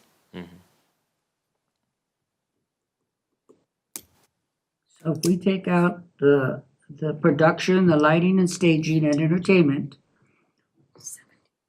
you're still gonna be, that's 50, you're still gonna be, we can still work within maybe 30,000 instead of what was it that you had proposed? The motion on the floor is 70,000. 70. Mr. Chair, if I can, if you take the entertainment out, you pretty much kill the big event. And to I guess amend what entertainer musician at 50,000 for a headliner like an Aaron Watson or a Randall King, and those that we've been looking at, they're 30,000. For a big main headliner act to draw that Saturday crowd. It's definitely, you guys are definitely reaching for the sky, but what I worry about is if we want to set an entertainer in Las Vegas and in the town, I get it, and we're trying to grow this other event, but for years and decades, we know that fiestas, right, is the key thing, so we know that return. On the more event, it's certainly something we want to grow, and I know you want to do it, but at some point, we're going to be making sacrifices in other areas. We had to decide that whether on the infrastructure or any other. If we want that said band, are we making sacrifices? This is Lodgers Tax Board and me saying it for the town That's in what I'm order saying, if we come for, down to the 30,000, not just for one headliner, Right. that would be for all the acts, right? Giving us a budget of 30,000 for all the acts. I'm just trying to put it into perspective of a big headliner versus if we get $30,000 for 6 entertainers, that's it. and it would help if some of this stuff, if we approve, I mean, we're gonna need to address it because we're under a thing, but if we say that, hey, Las Vegas, is doing this much, then maybe, Mora or other entities can be more forthright, because essentially, look, from this end of it, we're funding this event. And that was our argument last year that we took to San Miguel County. We So said they the should city of be Las seeing Vegas this is supporting going, us. Right, and then we're we getting go this and- kind of money, whereas the matching from Mora County, at the end of the day, the greatest impact is there. The event is there, right? I know we're using city land and so on, so I'm taking a leap here saying, hey, we can, and I think that's what we did last year, help this event, let's see what it turns into, so it's more of a regional thing. But I'm a little upset because over the years, we've always had trouble as far as our own county and city working with each other, whereas more, the push should be here is like, if we're outlaying this kind of money, we need additional skin in the game from other entities. And I'm not just thinking of this year, whatever, we're gonna be doing this every year. Otherwise, you're gonna set up all these things and we're gonna say no one year because we don't have the money and you're not gonna be able to run the 3-day event, the 3-event weekend you're doing. Well, and that's essentially what we'd like to get to, is we'd like to Where we're build not. this deal up where we, Where we're we're our having own. jackpot shows and other events that are supporting what we're doing. Right, And where right. we may not need the assistance, So- right? I appreciate, you The, know, I the appreciate biker rally was one of those, Yeah. right? Where they initially took some money from us and they became so successful that they didn't need as much monies and so on. That's one example. So that's my hope for this, is if we can go on that, then that'll be, but it's, The unknown. We don't know that. Yeah. I think- So that's where it's hard to Tell make the me, decision. tell me a little bit about your long-term plan. Yeah, Is so is it something that you've talked about, or Yeah, is it something so- that you've really laid out as a board? So we've laid it that- out as a board. And what, this year alone, we're looking at getting the 4-H sanctioned rodeo, right? That's a main event we're adding to not just the county fair. So our county fair association wants to hold more events, like I'd mentioned, the jackpots. We want to host jackpots and possibly get one this year, because we tried last year to bring it on board. We couldn't line it up in time. So that's our long-term goal for 1 year. Let me 3 interrupt years. you. Let me, Yep. what I appreciated in what you said was, you talked about the vision that you had as a regional happening, northeastern event happening here. Because for so many years, the northeastern part of the state has been neglected by the state of New Mexico. We just don't exist. It's that place up there in the corner somewhere. And something like this becomes an event that really becomes a hallmark of northern New Mexico. That was once here. That was what the Rough Rider Rodeo was about many years ago. That's what that was about. So, you know, for me, I'm in support of something like that, and I'm asking you about your plan. Is it a plan that's been written out and that other board members and other staff We're that come? adopting that right now. So we have committees, so we have a bylaw committee, and we have a planning committee, we have an infrastructure committee, so we have all these committees in place because they all play off of each other, right? Like, without infrastructure, we can't do the next step, so That's we like formed your those. plan, your master plan that you're working on right now, Lucas, which is a 5-year plan, and that sets the goals for the city. You're setting goals for your County Fair organization. Association. We're setting goals for 20 years down the road. Right. So in 5-10 years, you may be retired and not here, but those people. It's still gonna will- exist, the And the goals, foundation's there. the foundation's there, and the goals may change by then, you know, just depending on who Right, gets in. but the on foundation board. has been set with the vision and the direction. Yes. And that's what you're asking us to fund right now. I mean, I went to the event. I said, I was there at the event, so both the fairgrounds and at the concert. So, I mean, and I was really impressed by what I saw. So I think that, you know, they've come here with a vision. I don't know if we can do the 70, but I think we can work on something and not that, and you're increasing your event by 3 weekends. You started one, you're growing it. There's interest. What's going on here is there's interest in this region for this kind of activity. And this is just for county fair. This isn't something Brianna and I have talked about doing something on our own. Every year I went to Steamboat to Music Fest, okay? Okay, it was January, it was for a week in January, and it was all Texas country artists. And you paid a set fee depending on what hotel you stayed at, but it included your lodging and your all-access pass to go to every single concert. And there was concerts going on, there may be 6, 7 concerts going on at once. You just had to pick and choose where you wanted to go. And I think at that point in time, it was running about anywhere from $1,200 to probably about $3,700. So at $3,700, you were obviously staying at the, the luxury inn, right? I mean, right on slope side and stuff like that.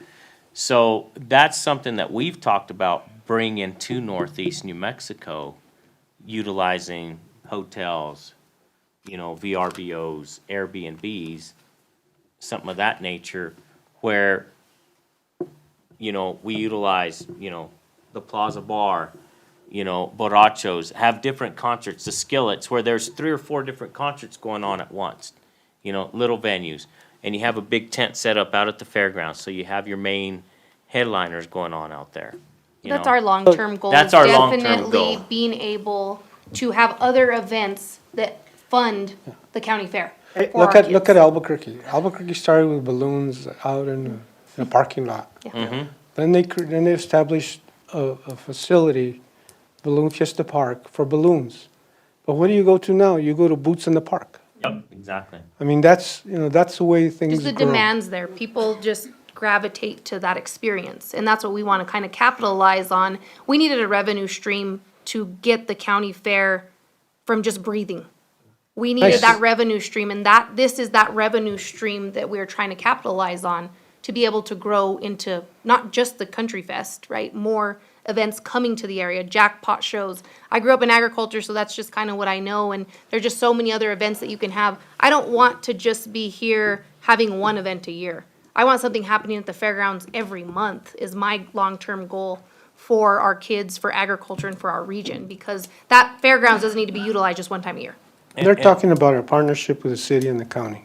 Yeah. We were lucky because there's city-owned property associated with county-owned property, and here's an opportunity to work together. For years, I worked with the city side and always defending the city side against the county, and there's always that. This is a great opportunity. I implore the board to fund this event with as much as we physically can, and within the parameters and without statement that contingent upon approval of the budget for next fiscal year. But my recommendation is to fund this event. I don't know if we can do the 70, but we should get as close as possible because the mainliners are important. Can we get to a safer amount so that we're not having to make an adjustment, or we're setting it to? Mr. Chair, let me throw something. 3 events, 60,000 per event, 20,000 per event, total of 60.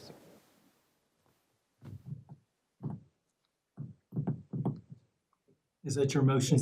That's my. Are you revising your motion? I have to because there was no second. Yeah, we gotta get to the motion, so. So I so moved. So are you revising the? My motion is to approve 60,000 for the 3 weekends, contingent on the revenue coming in. And I would ask at the end of my motion that we hear from our director from community development, if that's, are we being safe? Because he's seen the numbers through the years. And what other contingency did we need there? Just contingent on approval of budget for next fiscal year. 27. And contingent on, I've got that down, so. okay, so I said all that, imagine. Yes, sir. And I didn't say none of it. So move. I second. There's a motion and a second. We'll call for a roll call. Well, before you do that, I just need to get a real clarification, okay? 60,000 for all 3 events that will cover the 3 weekends that you want. And roughly 20,000 per weekend would be used, right? I think what they were saying is they were going to We're gonna advertise. promote and all advertise three. the event The as a event. whole. Okay, that's, Yes. Yeah. It- Because it- there's gonna be more allocated to the second weekend, to the main county fair weekend for sure. But utilizing the channels of, when you're on the radio, we're advertising all 3 weekends. When we're doing our print material, we're advertising all 3 weekends. Okay, So advertising the whole week, 3 weekends as a whole. okay, okay. Yeah, we're not, No, divvying it up. And I would just like to say, there's no doubt in my mind that you have done your homework, your research, and put all your effort into this to make it a success, and which has gotten bigger, which is very impressive. And I think even if we didn't fund, the show would still go on. Oh, it would. So, and that's not your goal, that's not our goal. But I do want to say that I think there's no doubt on any question that we ask that you wouldn't have an answer for. And I'd like to kind of address something you said, Mr. Montega, talking about more funding. I don't know, is that a procurement question? Because it's outside of their county where the event takes place. That's why they're putting the money up to advertise in their county, is because I think it's a procurement question. Would that be kind of like a MOU of some kind? So that's what we've been Have working an on. MOU of some kind? So, let me just. a Florida little- doesn't have lodger's tax, so it's, Yeah. They passed it, but they never implemented it. So we've been through 3 county managers trying to get an MOU in place. Well, there has to be some kind of MOU because their name's on the title. That's Mora San Miguel County That's Fair. the way there's no MOU because there used to be an old MOU and it's expired. There was an expiration date on And then it. it just became the kids in Mora were being left out, right? This So used we to didn't be want the to see that. tri-county. I don't want to see them left out either, but I mean, they're taking advantage of what Yes, we have. and we're Yes, and they need to actively, be Putting into the pot too. Right, Yeah. right, and that's the thing, that if you didn't want to enact an ordinance, or if you didn't want, it's certainly an event we want as a city, but we wanted to make sure that it's an event that, people Yes, share. Yeah. yes. We agree. That it doesn't take away from us, because I even think there was something that did take away for that week. Was it Rough Riders or something for the It was week of Friday al fresco Friday Friday al fresco, on that yes. Friday. Because I did see the effect of the overall, everybody they was had going to Mora choose. the same time we were having Oh, it an was the event here. meal, Oh, the The Mill Fest. Meal Fest. There was something that was going yes, on. that wasn't during I was us, trying but to there was something remember going where it on, was yeah. at, but Mill it did Fest, affect, it does have an effect on it when there's Is it, the is same it time of an overlapping event. again? we have, No, that wasn't with us. The Mill Fest wasn't. Fest was Labor Day weekend, wasn't it? Yeah, Yeah. yeah, it wasn't with our event. Mill Fest. That's what, okay, but you. That was Labor Day It weekend. was a great event. So a little history about we used to be the Tri-County Fair, so it used to be San Miguel, Mora, and Guadalupe Guadalupe. County, okay? Probably around 2003, 2004, sometime after I had left, Mora County had kind of come in and taken over the deal, and they were mad that the Guadalupe County kids would show up, take all their money, take all the prizes, take all the ribbons, and leave, so they booted them out. Okay, and there's been talks about bringing it back to be the Tri-County Fair, which in that case, but in those talks, their commission is ready to help. Support in any which way they can. They have way bigger, better facilities than what we do. we have a motion, second. Okay. You had a question, Mr. Marquez? yeah, my question was, do we, in your experience of how the lodger's tax dollars come in, where are we in doing this? And I'm really sorry. I gotta apologize to you guys. Well, Morris got sick on us, so he's not in due to an illness. But I have the confidence that we do have the money to fund these projects or events. I think we should be just fine. I'll get with Mr. Madrid when we have our mid-year budget review. I believe next week is when we're having them. We'll be able to discuss this and try to get this budget Put together correctly for the next couple of years. Thank you, Mr. I Chair. do have confidence in that. And I think having the contingency clause, if something comes up, we'll have to bring you back. Well, and we will do our planning properly to protect, shall anything not be able to be funded fully, right? Again, we last year did everything as far as sponsorship, fundraisers, what we had at our disposal in our account to not overextend ourselves. So we will do our best and through the planning to make sure we don't do that. Again, it's our goal to get to the point where we're self-sufficient. Appreciate that. And we're bringing in those tax dollars for you guys without you guys having to shell out. Motion second. We've got a motion and a second. Yeah, we already got. Anybody just else have for a- discussion? You just need to vote. Let's do a vote. Are you abstaining, Matt? We have an abstention, so let's do a roll call. Tina Clayton, Approve. Matt Martinez, Abstain because I'll probably be a sponsor too. Kritek Vodka, Yes. Elmer Martinez, Janet Horton, Yes. Teresa Diaz, Approved. Georgina. Approved. Motion carries by a vote of 6 yeses, 1 abstention.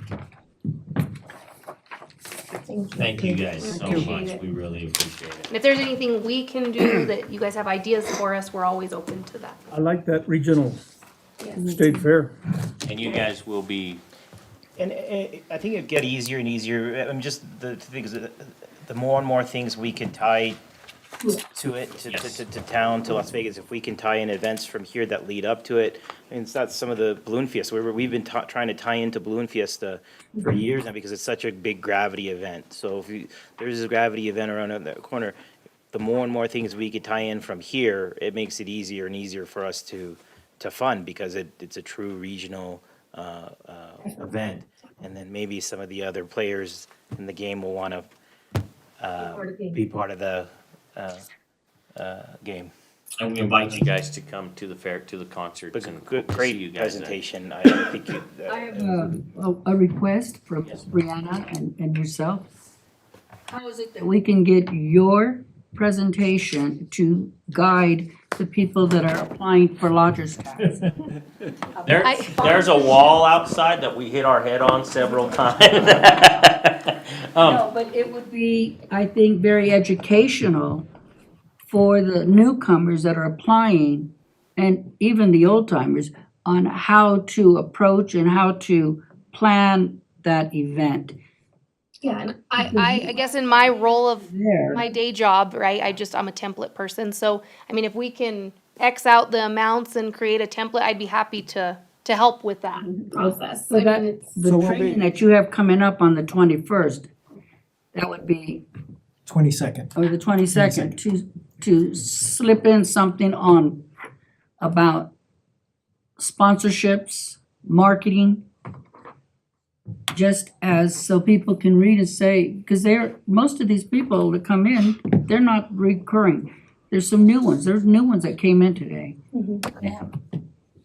Well, and just, That I would think be it's a all about really good resources too, educational right? tool for them. Resources for all events happening in Las Vegas and in general, right? And all the roles that I serve in, of just a resource list. Okay, these are your radio stations, and these are the updated contact information, and this is who does billboards, and obviously they can Google that, but some people don't have the knowledge to do that, or just need, here's a sheet, and this is who provides billboards in our area. Right. So Brianna, perhaps on the 22nd, if you're here, we can make it happen organically and you can slip in and kind of. And to be quite honest, when we started this process, obviously with Brianna's job, my daytime job, I'm veterinary pharmaceutical sales, so I deal with marketing, I deal with sales, I deal with all That that. helps. That helps quite a Yes. bit, right? But Lucas and Scott both kind of guided us through this deal, and that's why I say there's that spot on the wall out there where we hit quite a few times. But we got through it, and we're both savvy enough to just pick I up think that the would be pieces great and too, run. I don't want to keep, everyone needs to leave, but of just having maybe someone that's a success story of lodger's tax, Yes. just be able to be a mentor to someone and a phone call away where they're not bombarding you guys with questions, but maybe, hey, Brianna, how did you find this, right? And just have a network of individuals that are applying for lodger's tax to help each other. I'm all about lending a helping hand and being able to help people get further. And Mr. Chair, if I can, this group of folks are a pretty strong brotherhood across, especially the West. My God, I mean, these guys, they may say they're going to Fort Worth and they're going to stay X, Y, and Z. They have friends they can leave their animals with. And friends that are probably going to take them to dinner that night after they drop them off to get ready for the rodeo or the showing of animals the next day. It's a big network. It's a huge network. In some cases, we're part of that history because we've had cattle in this area forever. You know what I mean? So it's a very big group of folks and they work together. It's an incredible network. And I think it never is seen a it like target that. market Yeah. that Las Vegas can target, that has not been targeted, not just county fair. I mean, ropings and just the agriculture ranch market as a whole. It's a market I think that Las Vegas can capitalize on. Yes. Thank you. Thank you. Thank you, guys. Thank you. We have a motion to, oh, are we done? We're not done. Oh. Let's check with staff. So thank The you. only other thing I have is just reminding you that the workshop is next Thursday, January 22nd. And any of the board that can attend, it'd be great, because I think that you all have good input that when we're visiting with people, and they always pop up with questions. So Elmer and I try to keep them on track, but sometimes they do wander off. Right. I think the support, really asking Brianna to be there and say, hey, you can do this, you can do this, and just popping in will help. And The application deadline? The application deadline, the February 12th, 15th right? falls on a weekend, so we're gonna have to decide, is it the Friday before or the Monday No, I after? have to do it the Monday after. Monday after, so I think that's the 17th, I think, but I'll have to look it up. 17th of February? I think, hang on, let's don't 16th. lie. It's the 16th? I think, yes, I think Valentine's Day is Saturday. 15th, 16th, so 17th would be the Monday, right? 16th, you were right, 16th. Francisco, thank you, sir. When's Valentine's Day, the 14th or 15th? Yeah, 14th, it's on Saturday. You better not forget It's it. President's Day. Beg your pardon, sir? 16th is President's Day. Are you closed? Are we closed? President's Day. I don't know if the schedule, just It's going to just be do the Monday or 17th, Tuesday. just to be safe, Scott. We'll just do the 17th. 17th? Yeah, Okay. just to be It'll be safe. the At 5:30 17th. PM, or 4 o'clock, right? So Yes, Scott- sir, 4 o'clock, because otherwise people will wait till 5 o'clock. So that's the deadline. It'll be February 17th. February 17th at 4 o'clock.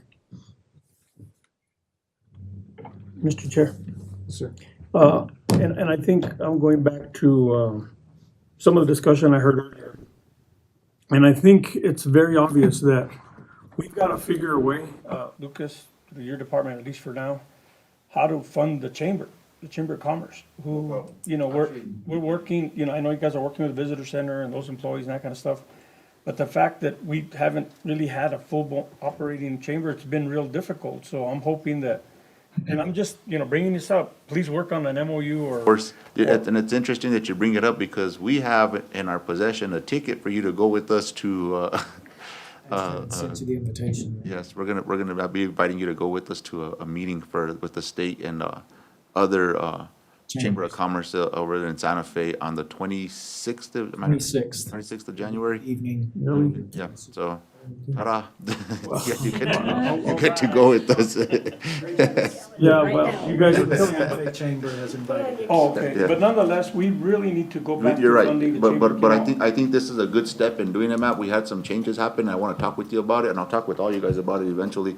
But, we did have some changes that happened over there now. The actual director of the Chamber of Commerce is now a city employee. So they're gonna be looking for another director over there now.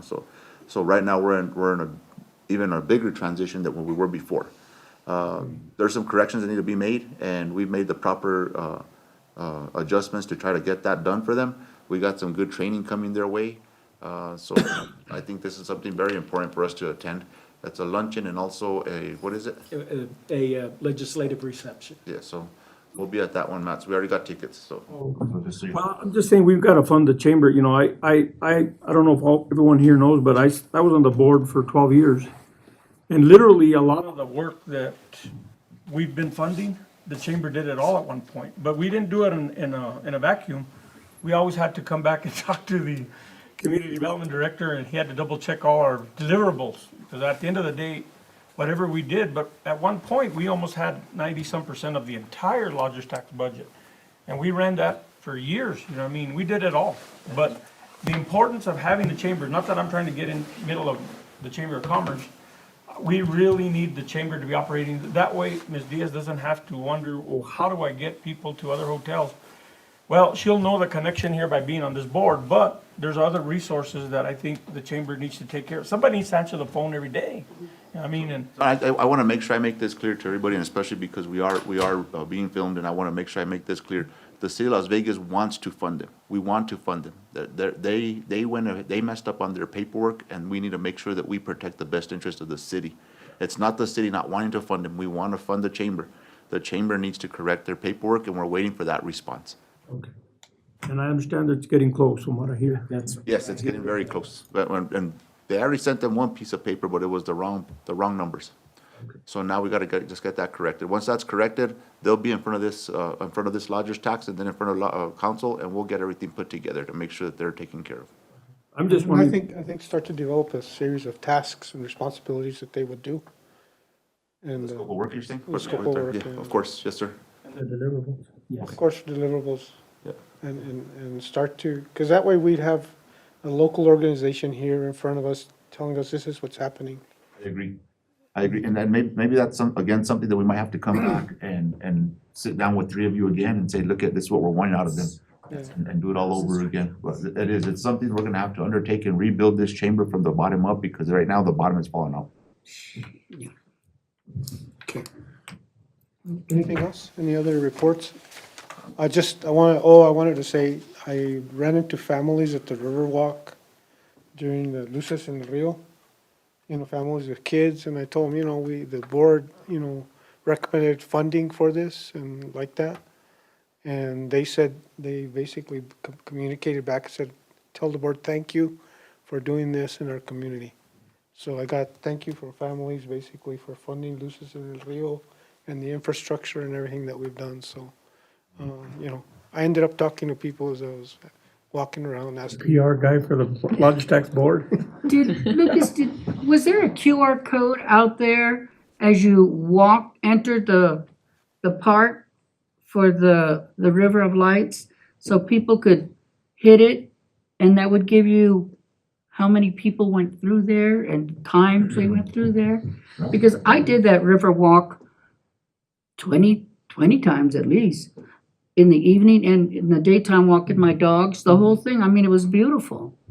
But I saw a lot of people, but I'm thinking, do we have numbers? We need a counter. It'd be something great. You know what? Maybe we could GeoNet There, go back and Scott. forth. Maybe we could GeoNet it and get the dates and see what Placer AI can come up with us with some numbers. Maybe we can report back to you guys. I sent a lot of tourists down there and they went for Yeah. a walk. I mean, And it they was came back and said, was oh, cool. thank you, it was great. And It was beautiful. so, yeah, there was a lot of tourists. that went. A question in the crowd? Sorry, just not to be, I didn't sign in or anything, Mercedes Ortega Kennedy, I'm just interested in what y'all are talking about today.